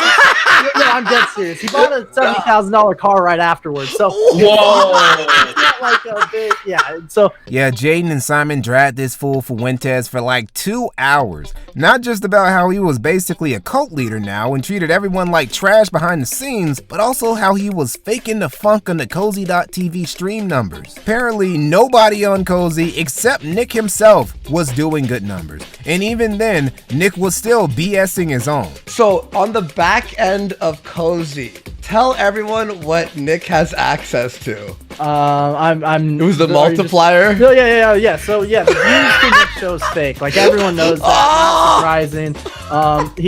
The movement's been dying for a while. I know with certainty since day one and I saw the numbers, we had the ability to display live viewers on the show. He would say, well, we really haven't been able to implement that feature yet. We have too many other things we're working on. We're working on getting emojis in the chat or whatever. And the reason we didn't implement that live feature is because it would have told a very, very bad story. We started off at the beginning of 2021 with roughly 5,000 legitimate viewers on AmericaFirst.live. After that point, we were dropping into the 4,000s. We kind of went a little bit back up to 5,000 during AFPAC 2, and then it was just a slow decline to the point we were always in 3,000 or less by the time that Cozy was set to come out. But they decided to apply a 2x multiplier in Nick's viewership number. And again, that is a multiplier that can be adjusted up or down. They could, make it 1.8. They could make it 2.5. And, when Nick says, at least when I was working there, when it would say 7,000 on the site, we could see the back panel and it would say 3,500. When it would say 5,000, it'd be 2,500. Just embarrassing. All of Cozy, the site Nick claimed would be the start of a parallel media empire, was fraudulent. Nick was a fraud. According to Jaden and Simon, he was also a bit of a bitch. That's essentially what it was. This guy is going to be like the new Hitler, the new Aryan, master, savior of the white race. You know what I mean? Some Italian liberal comes over and starts yelling at us. He's turning to the interns. You're going to get us fucking killed. We need to get the fuck out of here right now. And there are literally 6 police officers right here. This is Times Square. If there's ever a place where you probably don't need to worry about getting shot, it is Times Square. But my favorite tea that was spilled was about how Nick wanted to be Kanye. But I just want to pull up on screen. I just sent it to you. This is the Donda mask.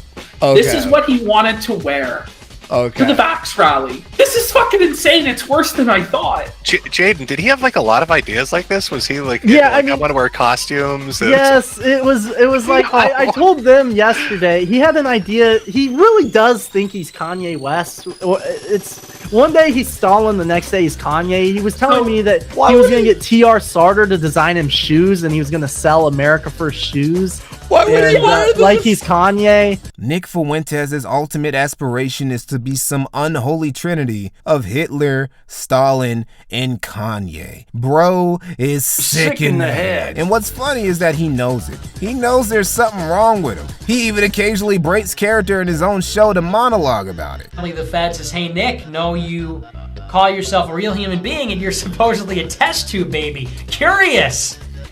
I don't know what you're talking about. I am totally human. Of course I'm human. Well, it is true I'm a test tube baby, but I'm a test tube human. I'm a test tube adult, okay? Yeah, I was in vitro, so I don't know really what to make of it, because I obviously want to have been born, but it is immoral. You know what I mean? So I'm kind of conflicted. This pseudo self-awareness, though, isn't enough to keep him from jeepers creeping it up and partaking in some extremely sus activity. Like what he did near the end of his relationship with Jaden that caused Jaden to ditch America First. Now, the narrative Nick and his groypers try to spin about this is that Jaden left the movement because he started dating a woman. Now, this isn't true. While getting a girlfriend will earn you some heat from Nick's incel army, it's really not that big of a deal. Again, Simon not only got married, Nick spoke at his wedding. The only person who really had a problem with Jaden getting a girlfriend was Nick. See, Nick and his groypers try to spin the narrative that Jaden was a scorned lover when it really was the other way around. Nick was the scorned lover. See, after Jaden got kicked out of college, Nick coaxed him into leaving Turning Point USA and joining America First, where Jaden would act as AF's treasurer. He also became Nick's personal house sitter, staying in a pricey apartment complex Nick had bought barely 6 miles from his parents' house until he got ready to move in himself. Now, some of you might hear that and ask, but Mikey, if Nick already had a place that was only 6 miles from his parents, why didn't he just move in himself? Why did Jaden move in there all the way from Kansas? Did he really need his treasurer to live that close to him? Well, there are 2 reasons for this. 1, Nick is lazy. From his early America First media days to his current operation today, Nick has generally done the bare minimum to keep his movement alive, offloading all the actual complicated and important work onto other people. Hence why the political movement aspect of AF's basically been dead since late 2022 onward, because all the somewhat competent dudes who were associated with AF were all gone by then. Now, the second reason for why Nick put Jaden in a place nearby It's because he was lonely. No, really, Nick wanted a friend around his age who was close to him, who he could hang out with. Because he's on top of being shockingly lazy, also shockingly needy. Now, Nick and Jaden still didn't hang out that much outside of going to events together. Jaden does have a few interesting stories about how Nick tried to get him to watch a few shows like Queer Eye. But he's like, no, dude, let's hang out. And he's like, let's watch a show. And I'm like, okay, yeah, sure, whatever. And he's like, let's watch Queer Eye. I swear on everything. He's like, let's watch Queer Eye and make fun of it. In Euphoria. So he goes, okay, fine. I've been watching a lot of TikToks and everyone's talking about Euphoria. He turns on and within the first beginning, it's like dick, like basically in your face. And I'm like, dude, I don't want to watch this. He's like, what? You've never seen dick before? Like, what's the big deal? But the thing that really tore their relationship apart, Jaden went on a date with a girl instead of hanging out with him on Christmas. And Nick was seething over this. This isn't conjecture, by the way. This isn't gossip. Jaden literally shared the DMs. I don't know if you have a short memory or what, but this has been an evolving conversation, and you know it. It didn't start out like this. It didn't start out this way. I've done a lot of nice things above and beyond for you. Not like you owe me. I do it because I want to. But then you don't go 2 steps out of your way for me. I only bring up the GF as a contrast. You go out of your way for her. It shows you're capable of doing it, just not for me. And the actions speak for themselves. I brought you out here because I was lonely, and now I'm more lonely because instead of just not having friends, I have one here who doesn't even like me. You'd rather be on a FaceTime or dates with random girls than me, lol. So okay then, that's where it stands. We're pals, but don't count on me for anything. We're not like that anymore, and that's that.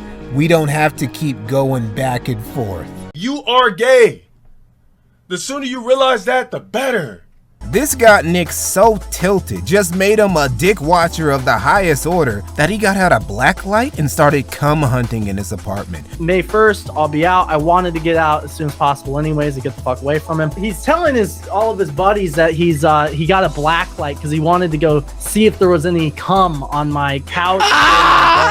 He's like, that was some sort of own. No. Okay, hold on. He's cum hunting? This nigga went looking for cum stains on the furniture like he was a special victims unit detective. Nick, what's good with you, bro? Like, what made you think this was a reasonable thing to do? What made you think any of this was reasonable? You're really crashing out over the thought of your friend getting some pussy, all up in his DMs like you're mad you're not getting the dick. That's wild, Nick.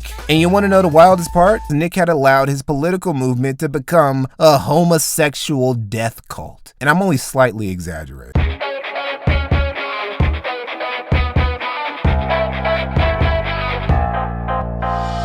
After Jaden and Simon defected, Nick got extremely paranoid about possible disloyalty within his ranks. Rather than do some self-reflecting and ponder about what made his top Groiper generals abandon ship time after time, Nick went full totalitarian and demanded all of his followers pledge their loyalty to him by saying they would literally rape, kill, and die for Nick Fuentes. To do anything like that, because you took the pledge. You took the loyalty pledge. I will kill, rape, and die for Nick Fuentes. Raise your right hand. All right, everybody raise your right hand. Raise your right hand. Repeat after me. I will kill, rape, and die for Nicholas J. Fuentes. America First is an actual code at this point. It's not even a joke anymore. Being part of AF means there is a very real chance you'll have to ruin your life to prop up your short Catholic king. Sick people will always develop sick fan bases, and Nick and America First are perfect examples. You can tell a lot about a leader by who makes up their inner circle, and in Nick's case, it's a bunch of terminally online degen porn addicts who lick his toes 24/7. Cringy edgelords who want to repeal the age of consent. In fact, wanting to dial back the age of consent nationwide to 50, 14, 13, shit, just outright get rid of it altogether is a thought that consumes a lot of Groiper discussion. Really makes you wonder, is AF even still a political movement? I mean, Nick still calls it that, but he also says America First is inevitable, unstoppable, killing the older generation with hilarious content If it was every day. unstoppable, you could still fly in a plane, couldn't you? No, I think that indicates how unstoppable we are, because then I get in a car and drive. Well, it sounds like you were stopped at the airport, Nick. Whatever momentum Nick's movement might have had, it got the legs torn right from under it by late 2022. So what's left then? What remains of America First? Well, let's see. You got the pedophiles. And I know that calling someone a PDF is something people just do now. If you're a 29-year-old dating a 22-year-old, you're a PDF. If you're a 19-year-old dating a 17-year-old who you started dating when you both were in high school, you're a PDF. If you like a popular anime, you're a PDF. I get it. But I want to assure you, America First is full of literal, unironic pedophiles. I've already pointed out the guys who think the only way to save the white race is for them to force the government to reduce the age of consent. After all, you gotta get at those girls while they're 12 and 13 if you want to get the white fertility rate up. But some gripers have taken it a step beyond rhetoric by sexually harassing people's underage kids online. It doesn't help that Nick attracts these types of guys by saying stuff like this. I think the age of consent should be lower. I don't even really believe in the concept. You want to know why? Because marriage is consent. You want to know what's wrong with sex? Being married means you consent to sex all the time. There's no such thing as marital rape.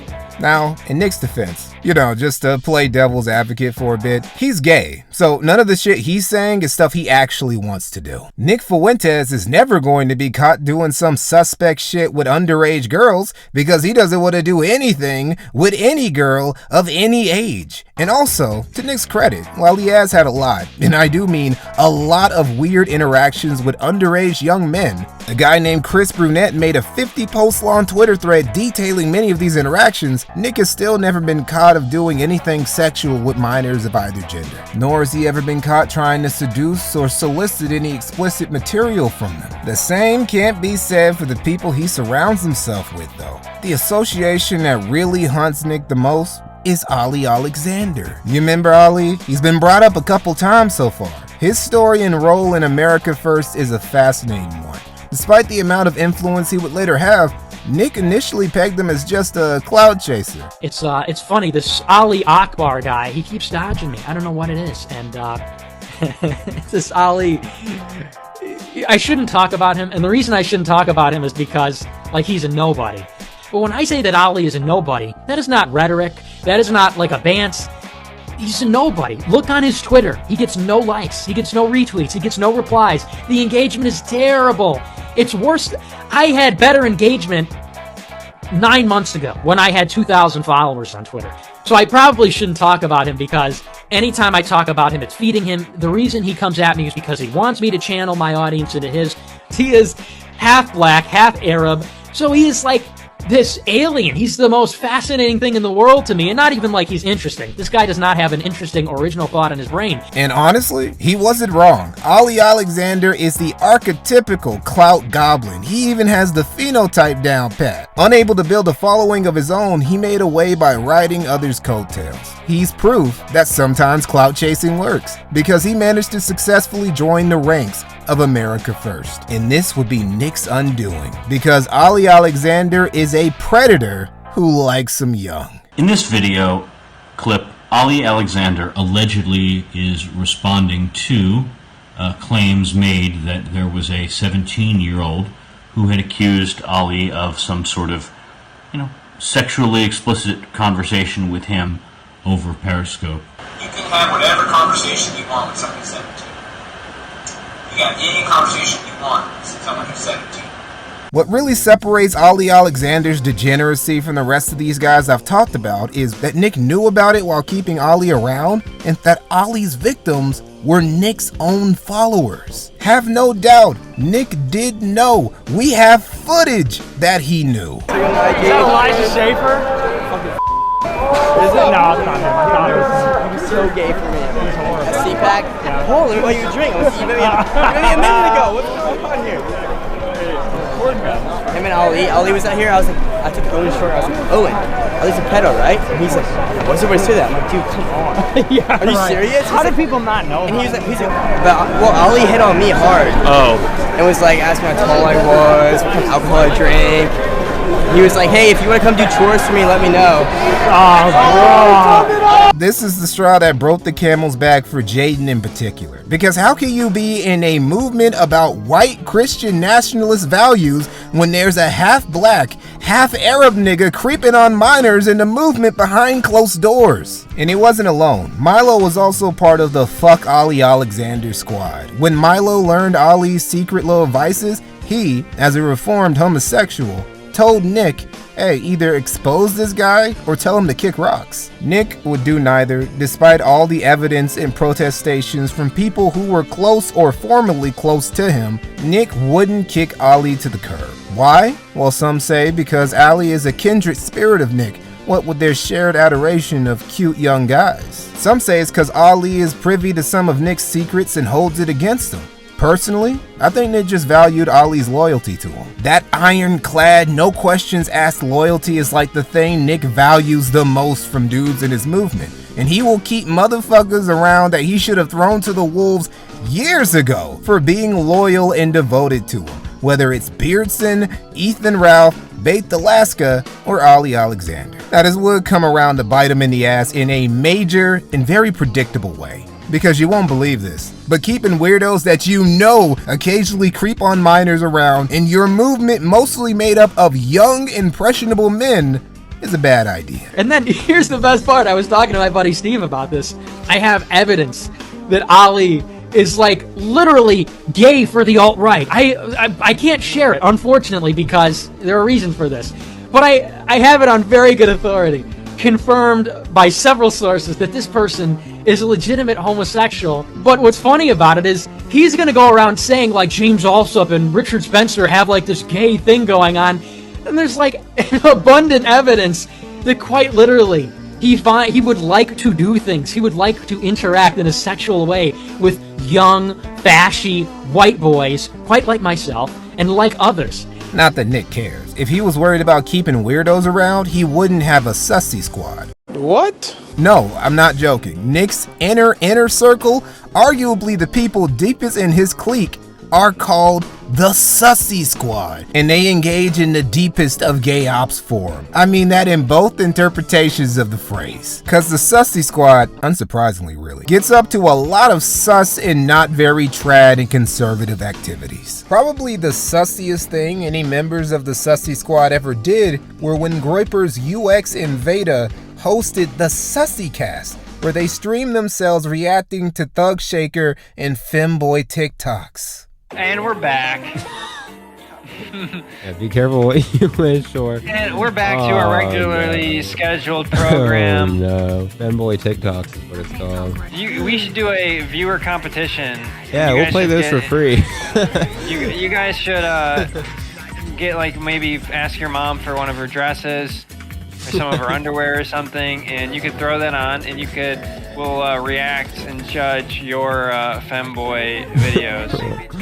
Oh, I clipped that. There was even a time when Nick and Veda got into a totally not lover's spat because he said something mean about them. So Veda, like a scorned lover, threatened to spill some tea about Nick's secrets. And I wonder what he could be referring to. What secrets could this guy, allotted member of the Sussy Squad, know about Nick that Nick really doesn't want the rest of us to know? Well, I think we already got a clue after the Mr. Krabs incident of May 2022. A little backstory to the Mr. Krabs incident. As you know, up until the Elon Musk era of Twitter, dissident righties were banned with abandon on the app, including Nick. But, as we know, while Nick is lazy, he can be hella persistent when he's motivated enough. And few things motivated our little Christian nationalist more than his Twitter addiction. When you're banned from everything, now I can't use Twitter. I want to use Twitter. So when Jack Dorsey banished that boy, he just started making sock puppet accounts. These accounts were lucky to last even a few days before they got popped too, so Nick would just keep cycling through burner after burner after burner. Now there's a certain pattern with a lot of these burners of Nick's, and that was the constant SpongeBob and Despicable Me references. We got at DamageMinion08, at MinionFan2000, at Punished Gru,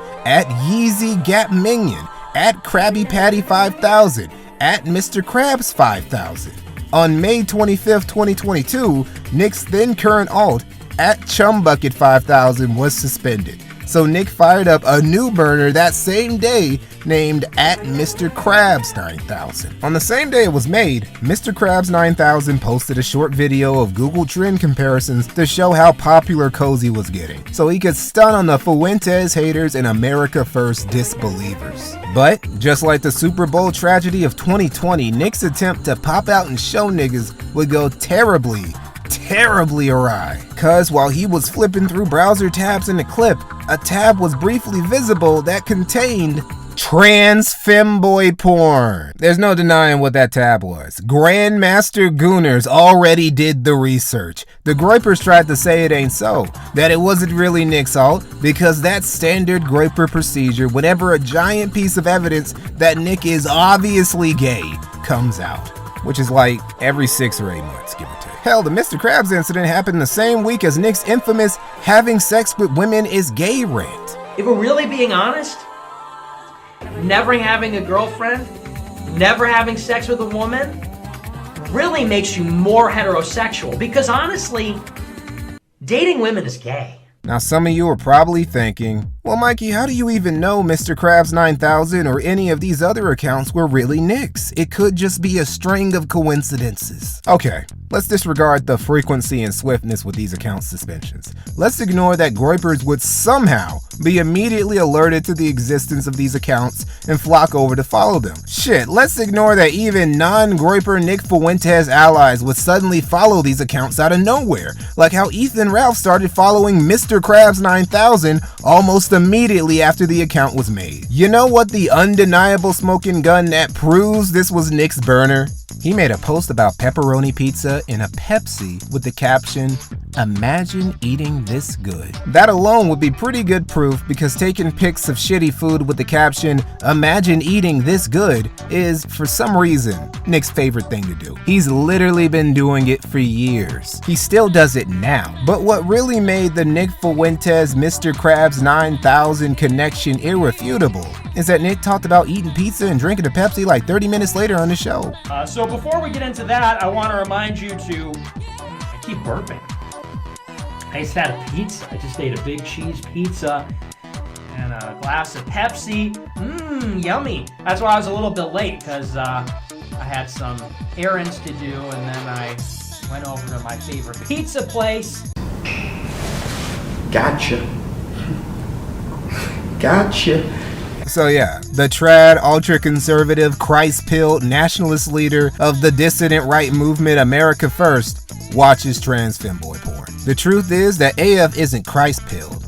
It's rainbow-pilled, the most queer-coded far-right group in history. The Groypers are literally just a group of terminally online, edgy, incel, pedophilic, gay degenerates LARPing as trad Christian conservatives. Can't even call them white nationalists, because so many of these niggas are brown. This is the real America First. Honestly, I don't understand why Nick still pretends to be not gay when he's been caught pink-handed this many times and keeps this much zestiness around him. Where there's smoke, Nick, there's fire. And you, my Hispanic brother, are flaming.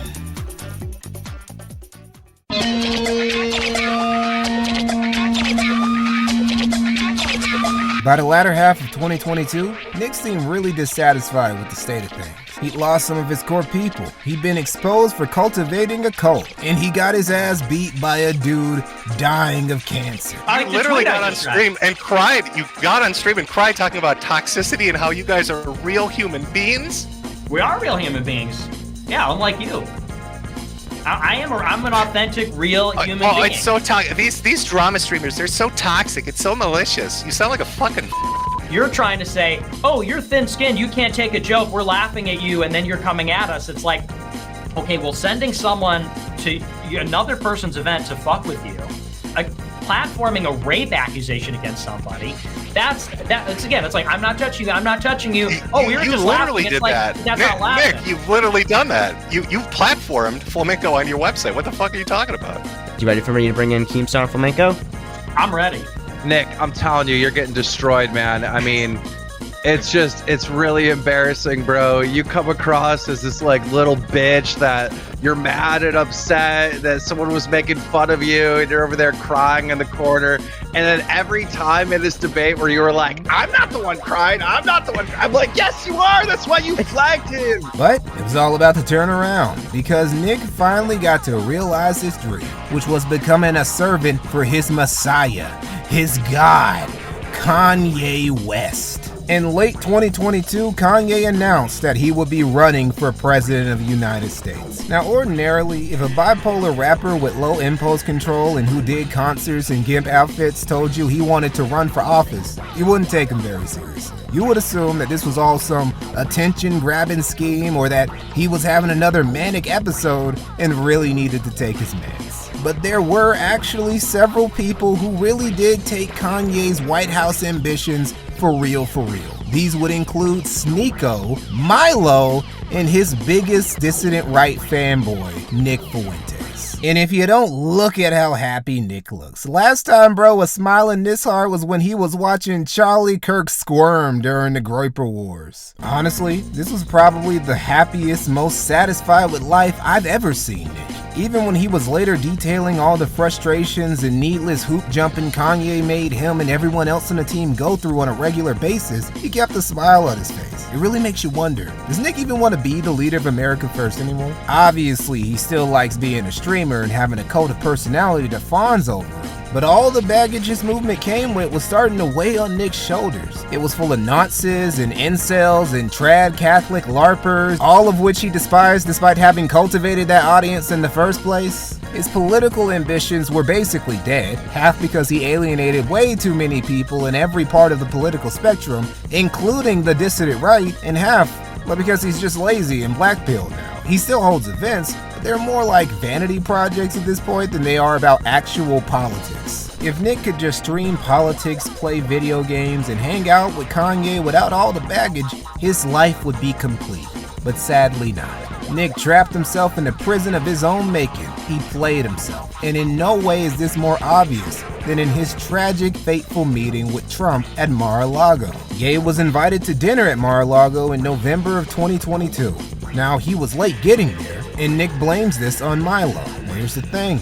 Milo is the reason that Kanye brought Nick along with him in the first place. But why would Milo, who was upset with Nick about a lot of things, especially Ali Alexander, who Nick was still keeping around, do this? Well, when Nick arrived at Mar-a-Lago, things didn't go exactly according to plan. Donald Trump, who he'd been the cheerleader for since he was a teenager, didn't really reciprocate Nick's affection. In fact, Trump would distance himself from Nick after his stint started stirring up all types of articles about him following the dinner. Nick's appearance at Mar-a-Lago was a huge strategic error that probably would have been a big problem for Trump had it happened closer to the 2024 election. Except, it wasn't an error. It was the deliberate machination of Milo. Milo is very much aware of the Fuentes curse and how often Nick's reverse Midas touch turns everything around him to ash. He knew that just by being in close proximity with Trump, Nick's presence would haunt the orange man for months to come. According to Milo, this was intentional because he wanted to get back at Trump and the GOP for turning their noses up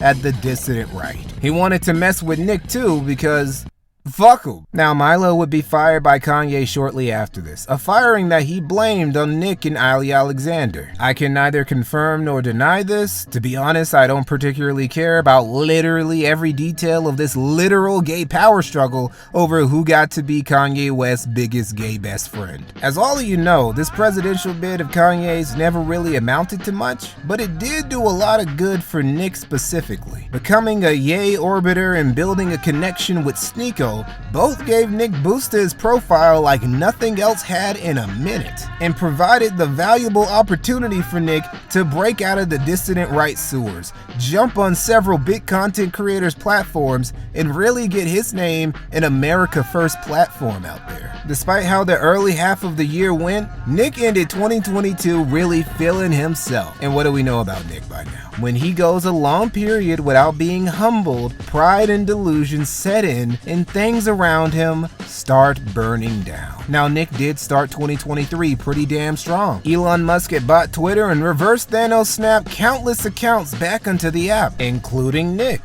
Nick would then get banned again within 24 hours after saying some shit about Jews. On one hand, it is good to test just how free an alleged free speech platform is from time to time, just to see what the boundaries of it really are. On the other hand, this dude really just thinks about Jews all the time. Like, this is really unhealthy, Nick. Even Hitler didn't think about Jews this much. He painted, he became a best-selling author, he was into fashion, he spent time with animals, he toured around Europe. Hitler was significantly more productive with his time than you are. Honestly, Nick has been running in place for half a decade at this point in his dissident political career. Nothing he had done, except Jan 6, ever reached the highs of the Groyper War. He was basically coasting on previous infamy and was now coasting on Kanye's current infamy. He had AFPAC 4 in early March near Washington, D.C. Well, hold up. It wasn't AFPAC? Yeah, Nick had intentionally been holding the previous 3 AFPACs in conjunction with CPAC, but he settled for calling this one just a rally. According to Nick, he just couldn't get any heat in D.C. of all places. He held it in a private hotel across from CPAC, telling his followers to wait until Trump gave his CPAC speech and then head to the off-site venue. The only special guests who came were internet personalities like Sneeko. Somehow, despite not only holding this rally in Washington, D.C. and within walking distance of CPAC, he couldn't get a single seated politician to come. I guess no conservative legislator in D.C. wanted to become the next Marjorie Taylor Greene, with their name thrown in headlines for weeks for associating with Nick Fuentes. Nick had essentially been blackballed by the mainstream GOP. But hey, in Nick's mind, he was still up. He was in Ye's inner circle. He had dinner with Trump. He had formed bridges with popular streamers like Destiny, Sneeko, and Aiden Ross. America First and Cozy.tv were growing. Things were looking pretty sweet for Nick, until late March 2023, when one dangerous bundle of sticks returned to the stage to ruin his spring before it even got started. See, Milo had been lurking in the shadows, plotting, gathering receipts on Ali Alexander's pederast proclivities. Finally, he took to Telegram and started leaking DMs and accusations of Ali Alexander trying to solicit explicit material from teenage boys. What's worse, Milo accused Nick of knowing about Ali's behavior and attempting to suppress it. This wasn't just spilling tea. This was Milo dressing up as a mohawk and throwing barrels of tea into the harbor. And the fallout was wild too. You had Ali Alexander vaguely apologizing for his SSA. That's same-sex attraction, not same-sex assault. I don't know why he decided to phrase it that way, but he did. Marjorie Taylor Greene publicly denounced Nick and Ali and even called for an FBI investigation. People were dogging Nick left and right for his inaction and garbage handling of this situation. Now, eventually, Nick did disavow Ali Alexander, while also portraying himself as the real victim. I'm a political figure, and I want to organize a massive movement politically to take over the country. And that involves a great deal of associations. And sometimes they're not all good. It's as simple as that. If you have a problem with that, well, you try to build something. That's what I would say.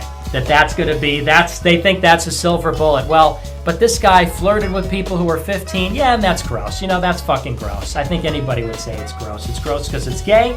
It's gross because it goes against the age, but this is some great moral condemnation. Yeah, okay, fucking guy that tells everybody he converted, he's still married. Okay, guy that's talking about going to Hollywood sex parties and making jokes about sucking priest dicks. Give me a fucking break. I thought about a lot over the weekend, while I was meditating on the agony. Other people were attacking me, but that's the same thing that Jesus went through, was mockery, ridicule, Is this nigga serious? This scandal didn't go nearly as far as it should have. None of these scandals would America First ever do. I guess because it's stuck in this far-right corner of the internet, and also because the victims are mostly young underage men, and people just don't care as much. Like, let's be straight up, they just don't. Still, within his sphere, Nick got a very ugly stench attached to him. One that was, in a way, more foul than the one he got from Jan 6. People still, rightfully, hold Ali Alexander against him to this day. But Milo wasn't done yet. He had Nick's back to the wall and started putting that corner pressure on him. He went in for the kill, because in May of 2023,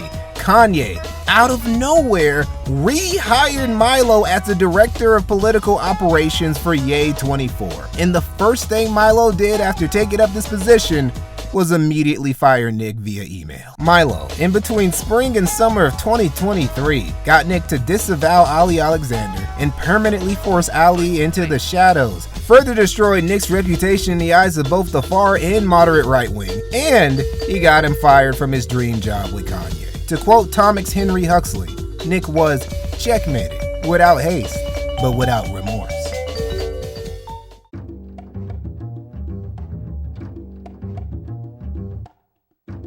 Nick wasn't gonna let Milo and his masterful gay ops break him. Who cares that he was blackballed from the mainstream GOP and everyone knows that he tried to cover up for a predator and he got booted from Kanye's squad? Nick still had the benefit of all the clout he had from linking up with all these popular streamers in late 2022 to early 2023. All of these link ups, and I do mean all of them, would end poorly for the E-celebs in question. Now, I could go through each of these in detail and keep us here all day. Each one of these is worth almost a whole chapter by themselves, but I'm just gonna breeze through the most prominent ones real quick. First, we got Aiden Ross, who linked up with Nick in late 2022. Now, Aiden didn't initially want to connect to Nick. He wanted to have an interview with Kanye. And according to both Aiden and Nick, their interaction went something like this. Well, he was gonna do one with Ye. I was there.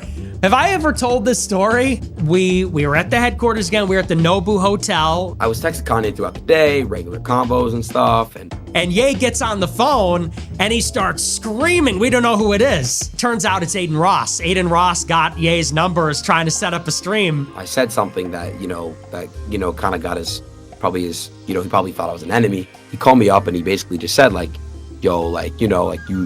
Jews aren't going to tell me what I can and can't say. And Ye screams and he's like, and you're Jewish and don't ever talk to me like that.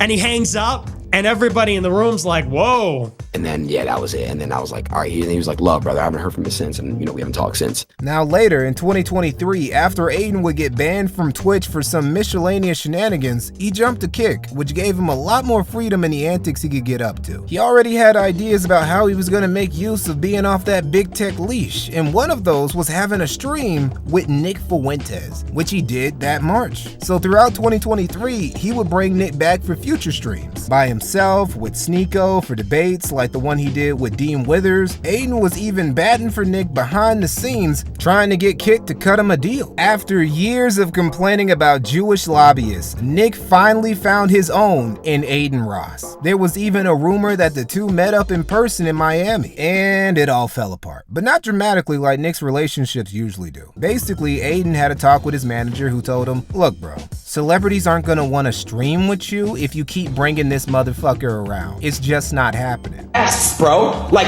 where's Drake's stream? Where's Future's stream? Where's Uzi's stream? Where's Travis' stream? Get me some people on my stream, bro. I would be getting you guests if they all weren't afraid to be seen with you. It's insane. Your reputation is just so toxic. No one wants to be anywhere near you. Wait, so it's because of a brand risk? Duh. They don't want to be associated with a guy that's having Nazis on his stream. I stopped having Nazis. I stopped doing it. Alright, but you still were doing it, dude. Aiden also got a taste of that dissident influencer experience, with sponsors and credit card companies dropping them without notice. Oh yeah, I got a message to Nick Fuentes. Nick, I like you, but I need to maybe revisit and rethink some things. I'm not joking. My American Express got shut down yesterday, randomly. No reason, swear. The writing was on the wall, and Aiden wasn't trying to go out like Belshazzar, so he had to cut Nick out. Granted, this breakup was very cordial, and Nick was surprisingly understanding about the whole thing. I guess by late 2023, Nick had come to the realization that he's just toxic. He's a walking Chernobyl who gives radiation poisoning to anybody standing too close to him for too long. But hey, it's not like Aiden didn't give him a lot of exposure, so he couldn't really be that mad. This, in my opinion, was the most fascinating of Nick's E-celeb crossovers for two reasons. One, because it was one of the most chill in Nick's whole timeline. A Jewish streamer somehow had one of the most laid-back public relationships with Nick. That's a lot of Jewish cookies for Fuentes. The second reason is It proved that nobody is safe. If you fraternize too closely with Nick Fuentes, you will get turned into a casualty. You'll lose sponsors, you'll get alienated from your peers, and credit card companies will stop fucking with you. You can literally be a famous, well-connected Jewish millionaire. It doesn't matter. As I've already shown throughout this video, Nick and Destiny have had a couple run-ins with each other going all the way back to the 2017 internet blood sports days. But in March of 2022, there was this one debate that they briefly had. This is notable because Nick had been banned from Twitch for a while by this point. Later that month, Destiny would get permabanned, but in Nick's defense, this was less because of Destiny hosting him and more because of Keffel's HRT-fueled jihad against Destiny around the same time. So, like Aiden, Destiny transitioned to a new platform after his Twitch ban, namely YouTube and Kick. This was the beginning of what a lot of his fans considered a golden age for him in terms of content. Similar to Aiden Ross, Destiny realized he had a lot more freedom to do a lot more interesting content that Twitch Jannies just wouldn't have allowed. Like having Nick Fuentes on more frequently, cause this was just the wave in late 2022 and 2023, letting Nick Fuentes on your platform. Doesn't seem like a winning strategy to me, but hey, I'm not a millionaire streamer, so what do I know? These crossovers with Nick went pretty well for the most part for both parties. Nick got a giant audience to try and push his message to, and Destiny got the opportunity to challenge Nick's ideas in front of an audience that otherwise would never have been exposed to this type of confrontation before. This resulted in some very interesting content. Now, that all sounds good, but did you really have to bring this dude into your house and have you and your wife hang out with him throuple style too, Steven? Just seems a little excessive to me. Now, a lot of people were not cool with Destiny hosting Nick, period. They thought he was unwittingly helping Nick propagate his far-right ideas. These fun back and forths between Nick and Destiny would finally unravel in July 2023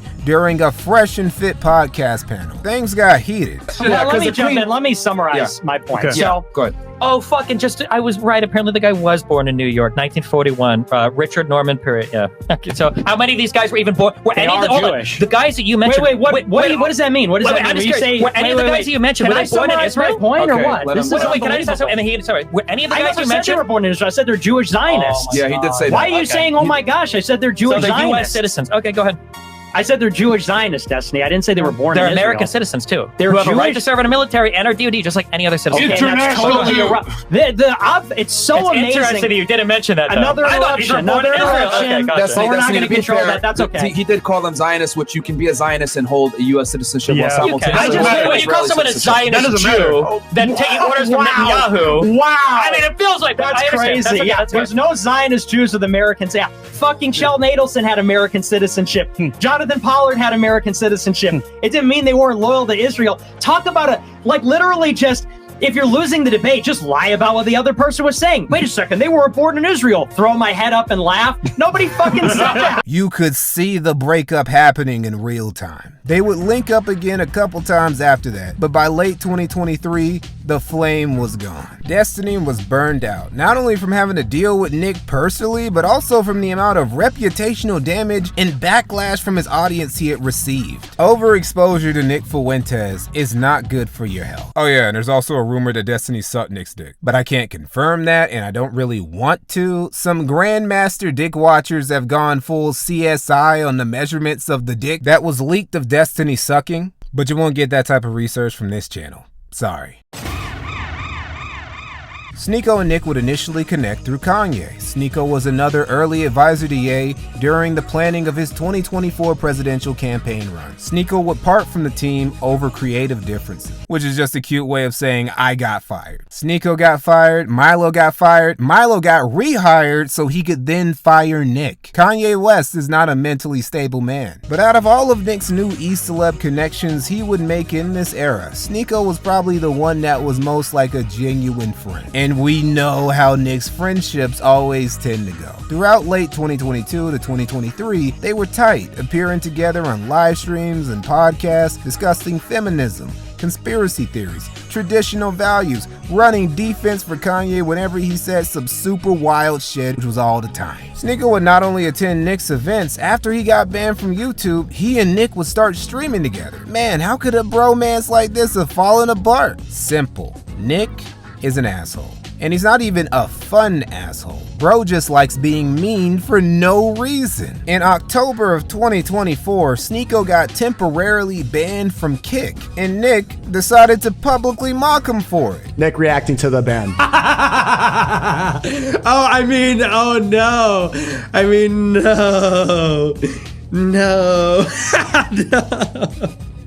Seeing the live update that I got banned on Kick, the website that I brought him on, that he would not be on if I did not introduce him here. What's the funny thing about this? No. Yeah, whatever. I think you guys looking for clout because now he's on. He knows he's gonna do well, right? Trying to bring people to his Kick. All this saying, I saw like he wants to like say he wants to do a war now. It's like, it's not about a war. It's not about Muslim Christian. It's not about politics. It's just about being a good friend and not being a good friend. That's not what you do. That's not what friends do. I guess he thought it wasn't that big of a deal compared to how often he got deplatformed. Still kind of a shitty thing to do to a guy who had your back for 2 years at that point and defended your platforming at almost every opportunity. Sneako finally clued into the fact that Nick was not a good friend. And that was that, basically. Overall, it's a pretty big L for both parties, but for Nick especially, because he really could have used that exposure to Sneako's young, big audience. You know, it's funny how after all the talk about Jews and race and how libs are destroying the West, the platforms Nick was eager to jump on included a Jew, a bisexual open relationship having lib, a half a nigga, and 2 full niggas. Nick, what part of the plan is this? You couldn't at least get on Louder with Crowder or something? Anyway, the bridge between Nick and Fresh and Fit was formed thanks to Sneako and Destiny, who already had ties with the pair. And he actually fit in really well. Turns out Nick's dissident right politics jive damn near perfectly with red pillar manosphere talking points. He was right at home talking about religion, government, and gender roles. The price Fresh and Fit had to pay for getting so cozy.tv with Nick was almost immediate. By August of 2023, YouTube demonetized these fools for violating its hate speech and harassment policies. As you guys know, we had a show scheduled earlier with Psych Hacks, but we had to cancel because we got some really, sucky news. Crazy news. Yeah, crazy news, real talk. Yeah. Is this the end, bro? Because we got some bad news, man. We made moves on the side knowing that this could potentially happen. And guys, we the channel has been kicked off the YouTube Partner Program. Just keep it straight with If you look right now, you can't even super chat or you can't even super chat right now. Yep. So this is the beginning of the end of this era. Just like that, all of their ad revenue was gone. The duo had to start streaming over at Rumble and living off of paid memberships, crypto, and all this other dissident influencer type shit. Nick had, just by association, brought them down to his level. They never publicly disavowed Nick, but they never invited him back either. I could go on, but I think you guys get it by now. The lesson we can learn from all these e-celebrity crossovers of Nick's is that you can't do anything with this guy, man. If you have him on your platform, you'll lose sponsors, you'll get blacklisted, you'll get dropped by credit card companies, your audience will turn on you, and even if you manage to stay friends with this dude for a while, he will eventually snake you. It doesn't matter if you're a fan, a seated politician, a popular content creator, or somebody who's just friendly with Nick. The Fuentes curse will eventually find a way to make you regret ever interacting with him. While all these big streamers and podcasters would learn in turn that Nick Fuentes does not make for a good ally, much more irrelevant streamers in the trenches who have been huffing Nick's farts for a while would learn that just as well.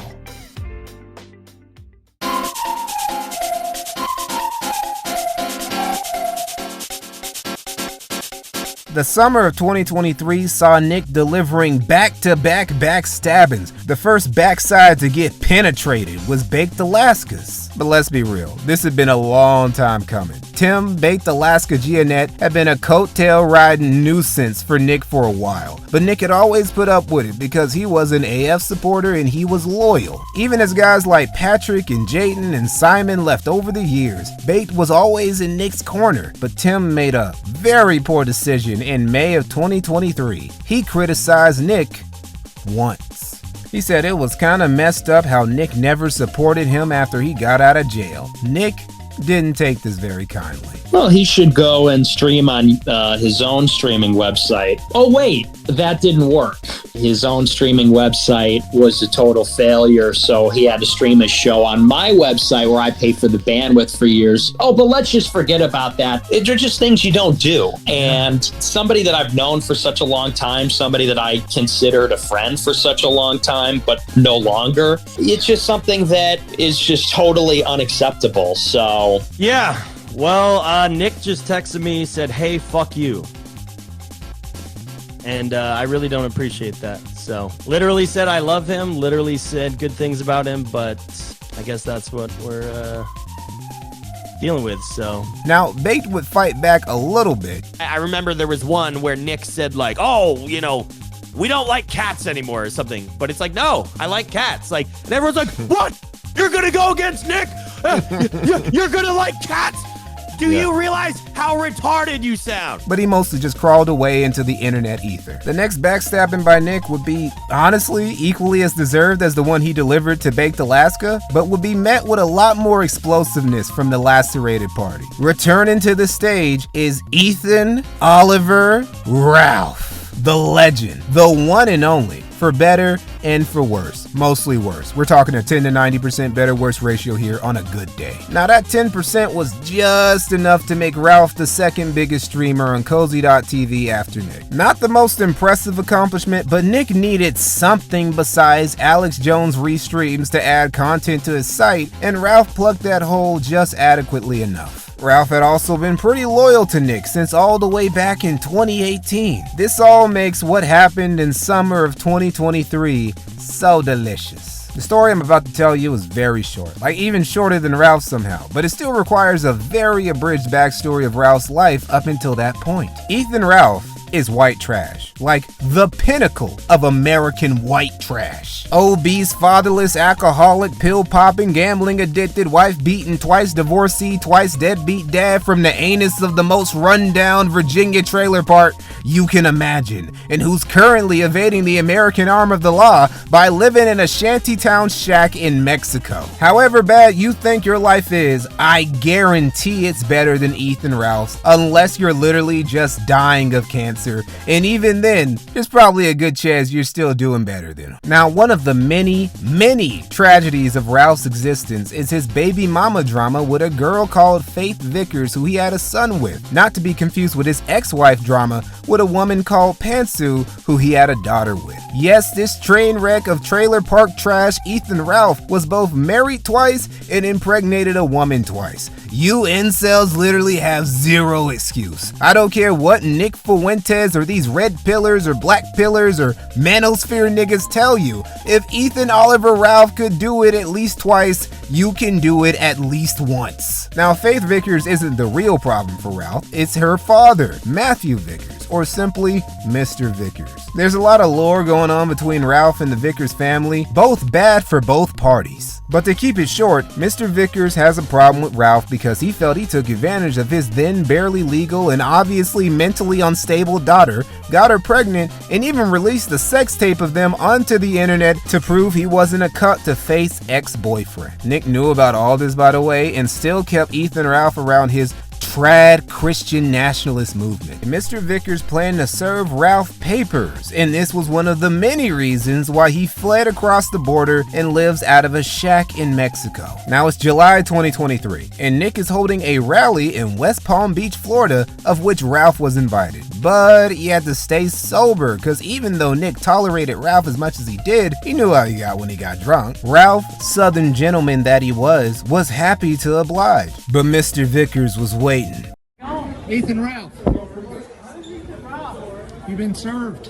Oh, are you serving me twice? Ralph got fucking served. Mans was distraught, destroyed even. Had to go back to his hotel room and pull up just to make the pain go away. The Groypers saw this and sent him a message telling him to just not come. Just sleep it off at the hotel, bro. But Ethan Ralph wasn't going anywhere except to that rally. You show a video from 3 days ago when I was drunk. I'm not drunk now. That was right after I got served. And you got a lot of nerve telling me shit. You're nothing but an anon fucking piece of shit on Twitter. You don't tell me a goddamn thing. I will be at the rally tomorrow. If they turn me away, I was personally invited by Nick Fuentes.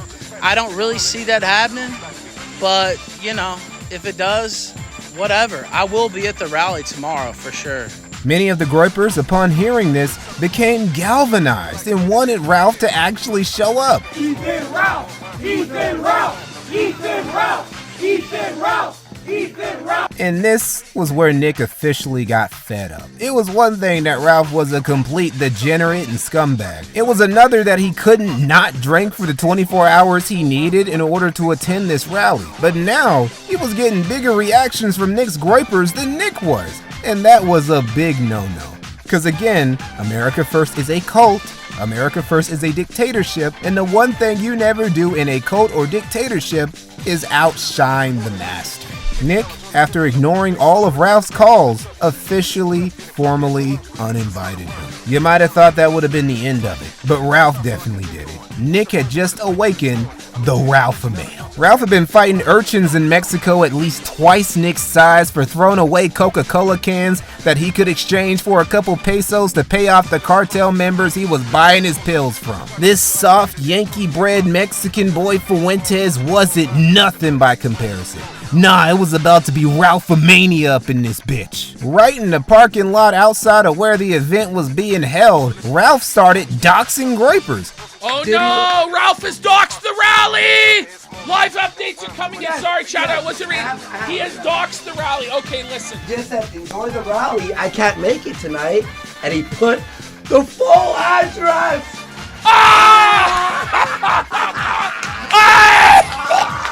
And yeah, he got banned from Cozy right after that. Understandable, really. Ralph would continue his crusade against Nick, Cozy.tv, and America First. Alongside continuing his doxing campaign, he would dump all over Cozy.tv for being a dying site with botted viewers, mock Nick for playing up how big his rallies were when he was really lucky to get even 100 attendees, said AF shielded pedos just because they were loyal to the movement, and claimed that America First itself was just a movement full of closeted deviants pretending to champion traditional values. See, you can tell that Ralph is a lolcow too, because he has zero self-awareness and doesn't understand that he's just a pot calling a kettle black. Now, Ralph's defection was timely. Well, it was less of a defection and more of him just being thrown out on his ass for being an asshole. But he exited the Groyper Longhouse at just the right time to be able to join in on another new scandal relating this time to Power Chat. We come back to Lulz. In August of 2023, he was stream sniping Sneeko. Sneeko! Yes. It's nice to meet you. I don't know if you know me. I gotta ask. I'm Baker Laster's roommate. Oh, yeah, of course. And he wants to know why you unfollowed him. Yes! That's the only thing. Yes! Are you streaming? Yes. Yes! Let's fucking go! Press Sneeko for the rest of his fucking life! Look at that fucking coward! Fuck you! You unfollowed me because I called out a pedophile! You're with Nick Fuentes, the American First Cult! It's over for you! Nick decided to just boot him off the site. Now, some of you guys' reaction to that might be, Mikey, doesn't Nick banning people off his site just because he doesn't like them make his platform even more anti-free speech than Twitch or YouTube, who at least ban people for breaking their TOS? Why, yes it does. See, Nick has never actually cared about free speech. Like, ever. He complains about it because he gets banned so often for his opinions and hates it when it happens to him. If Nick doesn't like you, he'll laugh about you getting deplatformed. If he really doesn't like you, he'll encourage his Groypers to flag you because of course Nick Fuentes is a flaming flaggot on top of everything else. Okay. What internet have you been on up until now, Nick? I'm on the internet where we're reporting you and then you're crying about it. You know, I mean, if it's so ironic you're because reporting because you can't talk take about banter. answering that. You're I'm literally reporting can't it handle because banter. it's funny. Twitch and YouTube aren't bastions of free speech, but at least they mostly just ban you under the pretense of breaking their pre-established rules. The only real rules on Cozy are don't piss off Nick And don't piss off one of Nick's top dick suckers, because they're a bunch of snitches who will tattletale on you to Daddy Fuentes to get you banned. Basically, it's a dictatorship. If the dictator likes you, or at least tolerates you, you can get away with doing weird shit, like what Beardson does with his weird interactions with children on Omegle. He's already a pedophile. I mean, you can just look at him. I know you're asked. You talk to little girls. Just say that. No, I don't. So you are underage.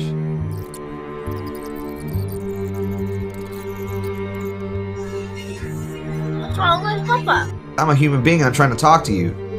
What's up, cuties? What's All right, good, y'all sweetie? How you doing? Say that water's not good. Or you can get away with just being a straight up predator like Ali Alexander did. If the dictator doesn't like you, you're gone. And unlike Twitch or YouTube, there ain't no appeal process. You're just going straight to the gulag, bro. Sorry. But the biggest drama with Lols wasn't even his banning from Cozy.tv.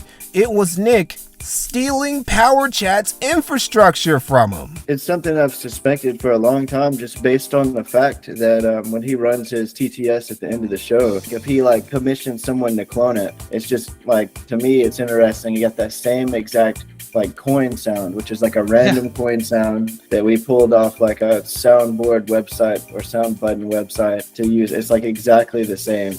Like maybe they changed like the font to a font that isn't, but I mean, that's like, it would be so easy to make it any color you want or use any sound you want. So it's just weird like that. That leads me to believe maybe it's like a really old, like very basic version of the code. And plus what you said, and then we talked about your source, and I'm not going to disclose that source, but it is a reputable source. Obviously I have no like hard proof of this, but it is like a very real suspicion that I've had for a long time.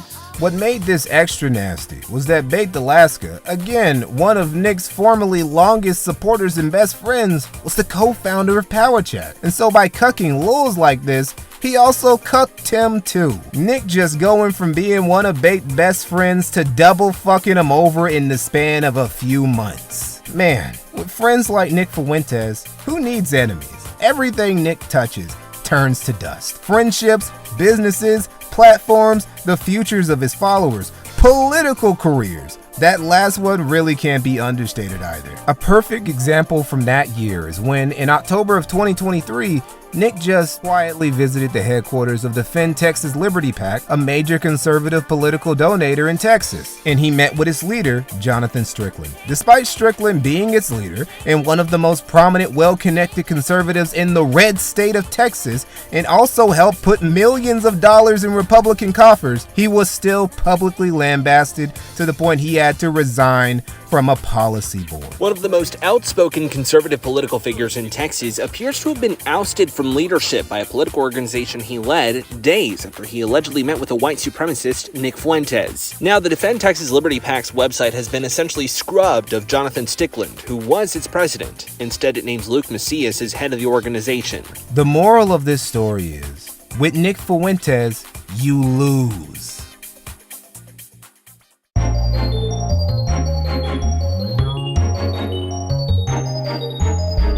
By 2024, Nick was cooked. Cozy.tv was cooked. America First was cooked. Nick, despite being the biggest name in the dissident right, had become the most isolated man in the dissident right. And after all those years, all these AFPACs, all that spreading the good gospel of America First, where did it leave him? With no friends, no valuable political connections, a dead streaming site, and a whole lot of burnt bridges. We were a long way from the glory days of the Groyper War. But still, Nick felt that 2024 was going to be his year. You know, he said the same thing about 2021, 2022, and 2023, but 2024 was definitely going to be the year he broke the Fuentes curse on himself. It was an election year after all. The perfect time to try and regain some clout. But as the year went on, things just didn't go Nick's way. For starters, Cozy.tv was dead. His parallel media empire experiment had failed. Why would anyone who didn't have a connection to America First even use Cozy.tv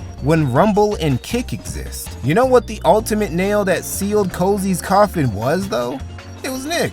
Botted viewers and chats are one thing. That's a problem Rumble has. The Gen streamers who make wild-ass content that endangers the site's reputation are another thing, and a problem that Kick has. But a problem that neither Rumble nor Kick have are being run by a fascist, Stalinist, Latino dictator who'll send you off to the gulags just because he's in a pissy mood. Cozy.tv was never going to achieve Nick's ambitions because Nick kept getting in his own way. Nick getting in his own way is basically the story of his life for the past decade. Among the several unfortunate things that would happen to Nick in 2024, and that were mostly his fault anyway, we're losing the last of his influential internet friends. This would be the year that Aiden Ross and Sneeko finally cut Nick off. Now, before Sneeko parted ways with Nick in October, he would attend AFPAC 4 in July. Well, he would have attended AFPAC 4 if it had happened. Nick had already canceled AFPAC 4 once in 2023. In 2024, he decided to give it another shot in fucking Detroit, of all places.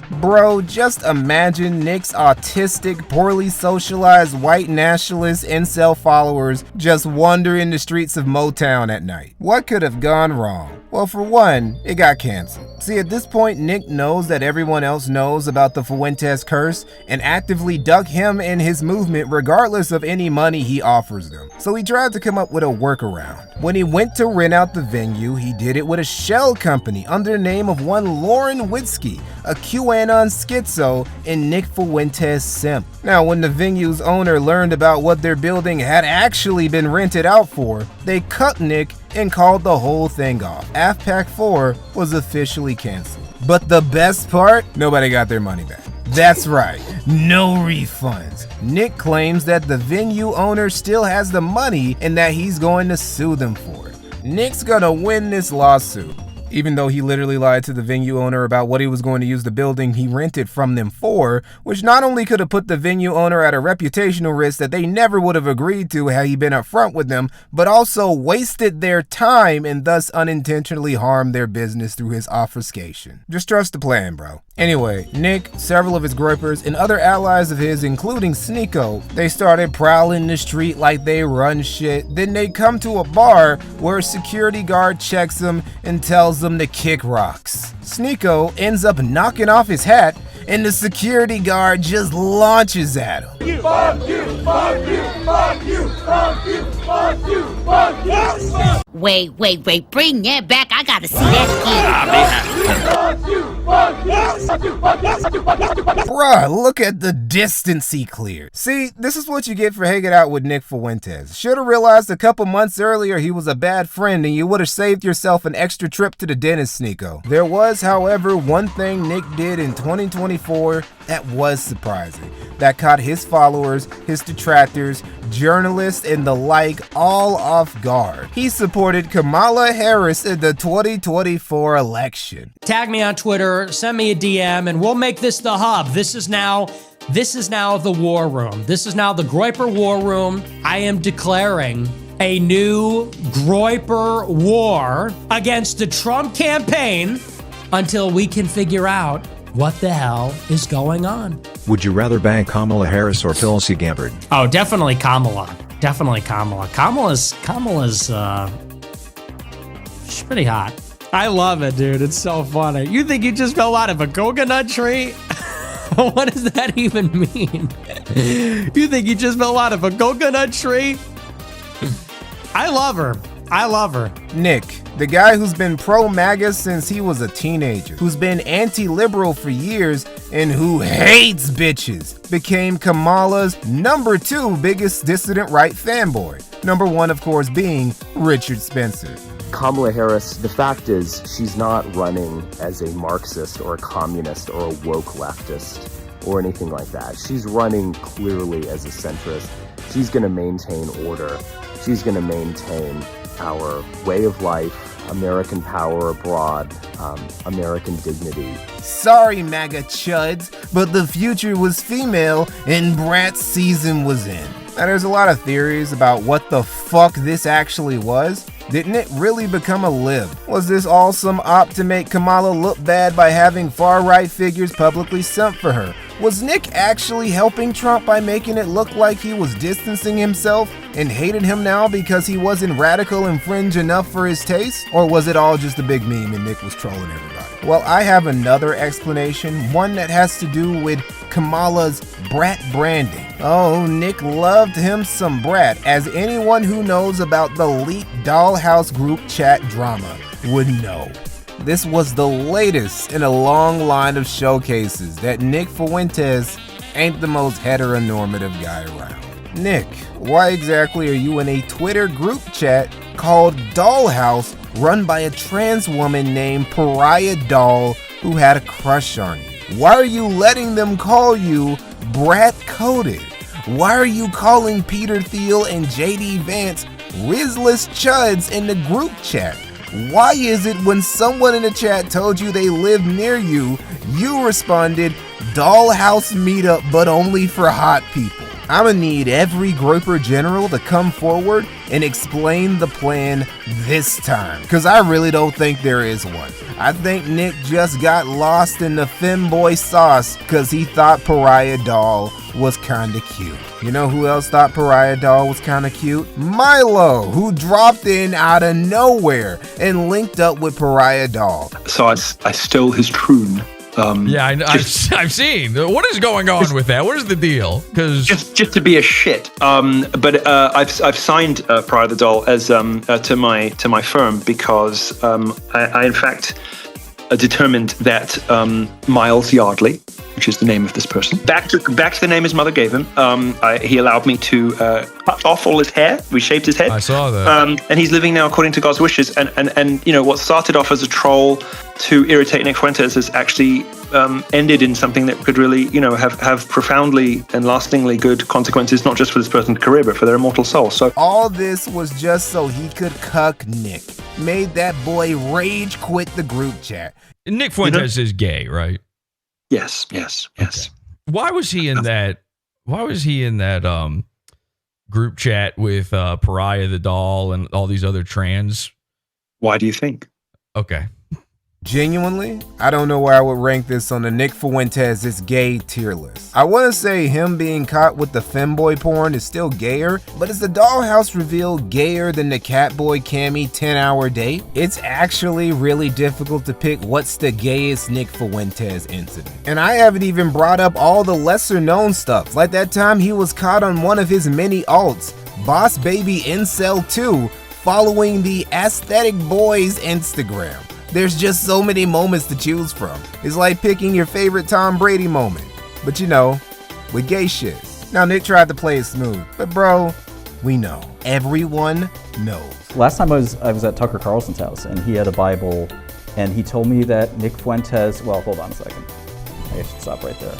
Tell me afterwards. I've heard an enormous amount of rumors that Nick Fuentes is gay. Oh yes. Not from just one person. Well, let me. It certainly seems. Let me convert it from rumor to reality. Yes, but yes. Some people since all the way back in 2018, when you liked the tweet saying it's okay to like traps, have known. It's current year, buddy. You don't have to keep pretending. Just come out already. Nobody's gonna be surprised.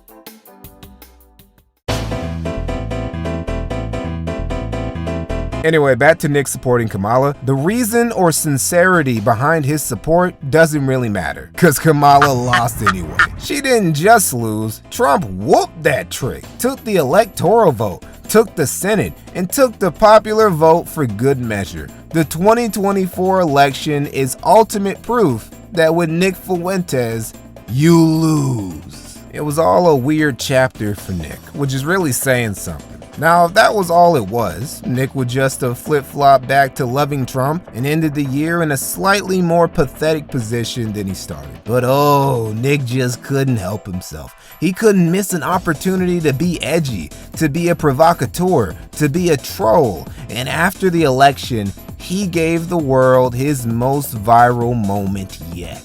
The feel when you're totally not pressed. The feel when we control your bodies. Hey bitch, we control your bodies.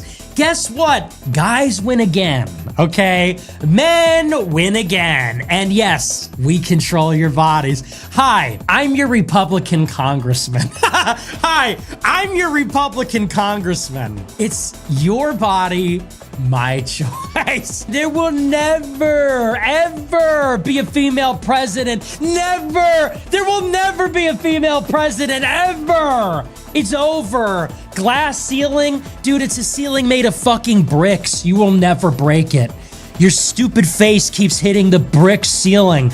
We will keep you down forever. You will never control your own bodies. Never gonna happen, sweetie.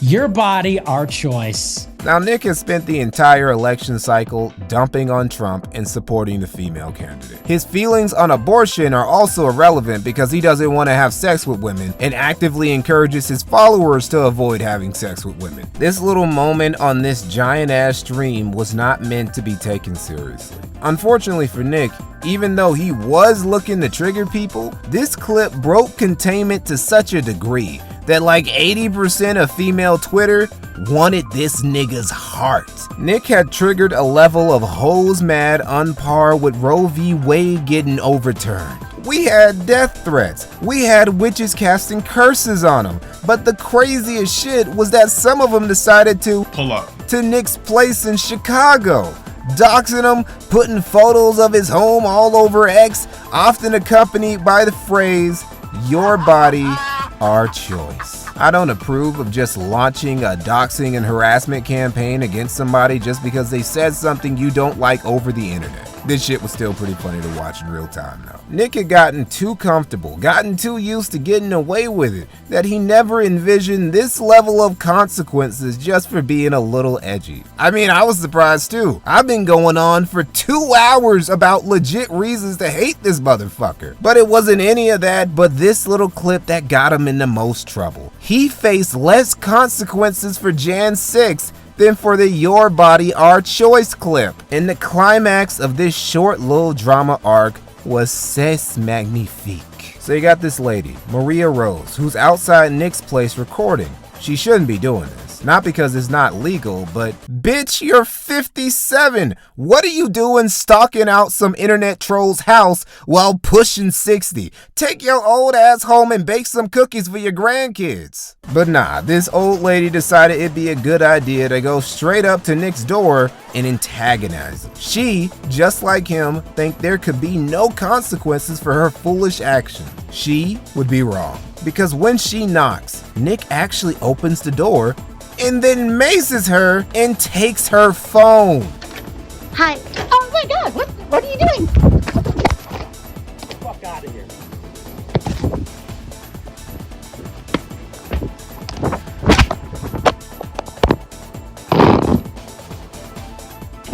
Like, both parties involved are insane. Alright, I don't approve of random people swooping in on other people's homes, harassing them, taking photos and shit like it's a tourist trap. That's not cool either. But it still doesn't mean you can just mace old bitches and steal their phones, Nick. You can't do that, dude. Anyway, this escalation got the cops involved. Also, we are on the phone with the homeowner. He's stating he pushed a female off his porch, and I guess they were on the caller's property refusing to leave. His name's gonna be Nick. After the cops arrived at the premises and briefly talked to this histrionic and mentally unstable broad, they talked to Nick personally. And as the conversation with this Hispanic cop progressed, the Hispanic cop that was questioning Nick asked him about him being a white supremacist. And Nick's response gave us one of the greatest Fuentes clips of all time. You're saying you're a white supremacist? I'm not a white supremacist. I'm Mexican. My last name's Fuentes. I know. I kind of a white supremacist. I saw that. Okay, but Oh no, señor officer, I know white supremacists. I'm Mexicano like you. I go to cousin's quinceañera next week. See, it's not that Nick knows he's not really white. Like, he's white, but he's not a wasp whose ancestors actually fought in the Revolution or in the Civil War and who built the country. Nick is a Mexican, Irish, Italian Catholic. Literally 100% wetback American. And the Mexican part of him is probably the driest. It's not that the demographic displacement he loves to talk about isn't real, it's that it already happened, and people like him are the result. The KKK a century ago would have been tweaking after one look at Nick's 23andMe results. You can't ever put Nick Fuentes in the same category as a David Duke because he doesn't even meet the qualifications for being that level of racist to begin with. But beyond all that, it just gets to me how quickly he pulled out the "I'm Mexican" card after being slightly pressed by one Latino cop. You know, Nick recently went on a rant about Blaze Media talking head Jason Whitlock being a token, about how he uses ethnicity as a shield to share certain talking points without being branded a racist. Well, Nick, isn't using your ethnicity as a shield exactly what you did when you said you couldn't be a white supremacist because you're Mexican in front of a Hispanic cop? It's just really disappointing that after a decade of all the memes and all the dog whistles and all the "I'm gonna be Hitler 2, 3, and 4, Nick couldn't stand on business. You're not a Nazi, Nick. You're not even really racist. You're just a LARPing gay Mexican. Nick's luck would kinda improve in late 2024 to 2025. Shortly after the macing incident, some dude who murdered his family and Nick's neighbor's dogs visited his house looking to make Nick his latest victim. Yo, Nick! Now, nothing came of this. The dude just left after Nick didn't open the door and ended up getting killed by cops a couple hours later. Nick and his groypers say this happened because he became such a huge target for harassment lately. Personally, I think bro just saw his name trending on Twitter once and thought, fuck it, I live close to that guy. Might as well try to add him to my kill streak. Regardless, good for Nick for not becoming one of the annual casualties of Chirac. Further good news for Nick was that he would start connecting with Kanye again in 2025. Yo, you know I'm here with my white supremacist homeboy Nick. We back. Yeah, he could finally fulfill his greatest ambition in life, not of becoming president or saving America, but becoming the sidekick to a bipolar black man. Nick didn't land any more luck rolls after that though. He still had to turn himself in for macing that old lady. He was still considered tainted goods by everyone who could have possibly helped him advance his political ambitions, and his movement, as of today, is still dead. But Mikey, I see groypers all over X pushing AF, and Nick gets tons of views and retweets on all of his posts too. Yes, that's because the one thing Nick is still really good at is maintaining the genjutsu that his dead movement is actually thriving. If you only knew Nicholas J. Fuentes from social media, you would think he was a way bigger deal than he actually is. But it doesn't take a lot of investigating to see that he's botting, that his groypers are botting and using socks, and that Nick's obviously giving them marching orders to help boost everything he posts. Alright, we're gonna have some fun here today. Bada bing, bada bing. What are these? September 2024. Look down here. September 9th, 2024. Only second week of September. 3 accounts, all named Riper. So, and it only lets you go so far. But again, September 2024. I guess because of Pepe. I guess they're trying to get as close to Pepe with the AI generating all these fake account names. You get it. I don't even need to explain it. Like, look at this. 43,000 retweets with only 15,000 likes? Come on now.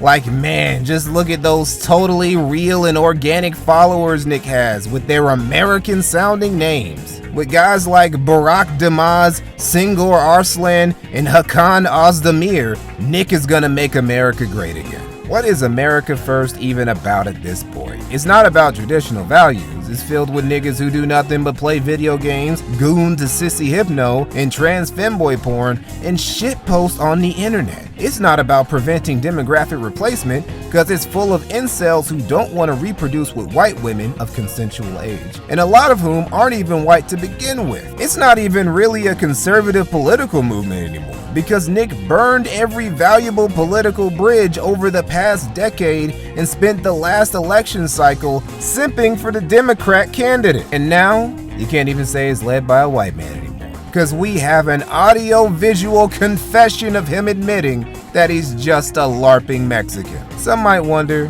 where exactly did it all go wrong for Nick? Guys like Jaden and Milo would tell you it was when he started shielding Ali Alexander. Guys like Patrick Casey would tell you it was Jan 6th. The OG detractors of Nick Fuentes and America First, like PPP and Godwinson, would tell you forever. Nick has always been a subversive, egomaniacal piece of shit.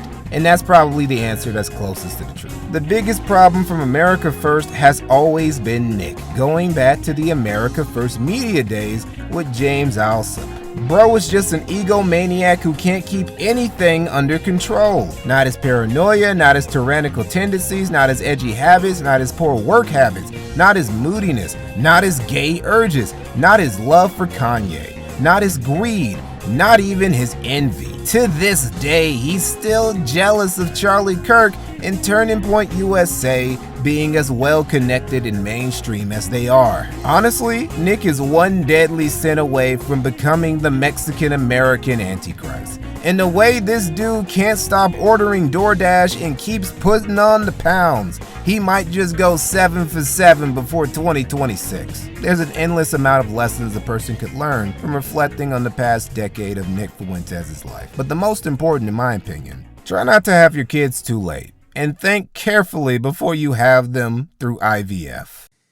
Like I said, I'm full disclosure, I am an IVF baby. Everybody makes fun of me for that and says I'm a hypocrite for that. But this is just the Catholic position. I'm against IVF as a test tube baby. That's why I'm so fucked up. You want a case against IVF? You're looking at it, okay? I have a deviated septum. I was in the lower percentile for height when I was growing up. I have all these problems. Like, you know, so it's not really a glowing endorsement. I have a lot of genetic defects. I'm neurotic, you know, maybe on the spectrum. My mom just texted me. She said, shut up. She said, shut up. Get me on. Relax, okay?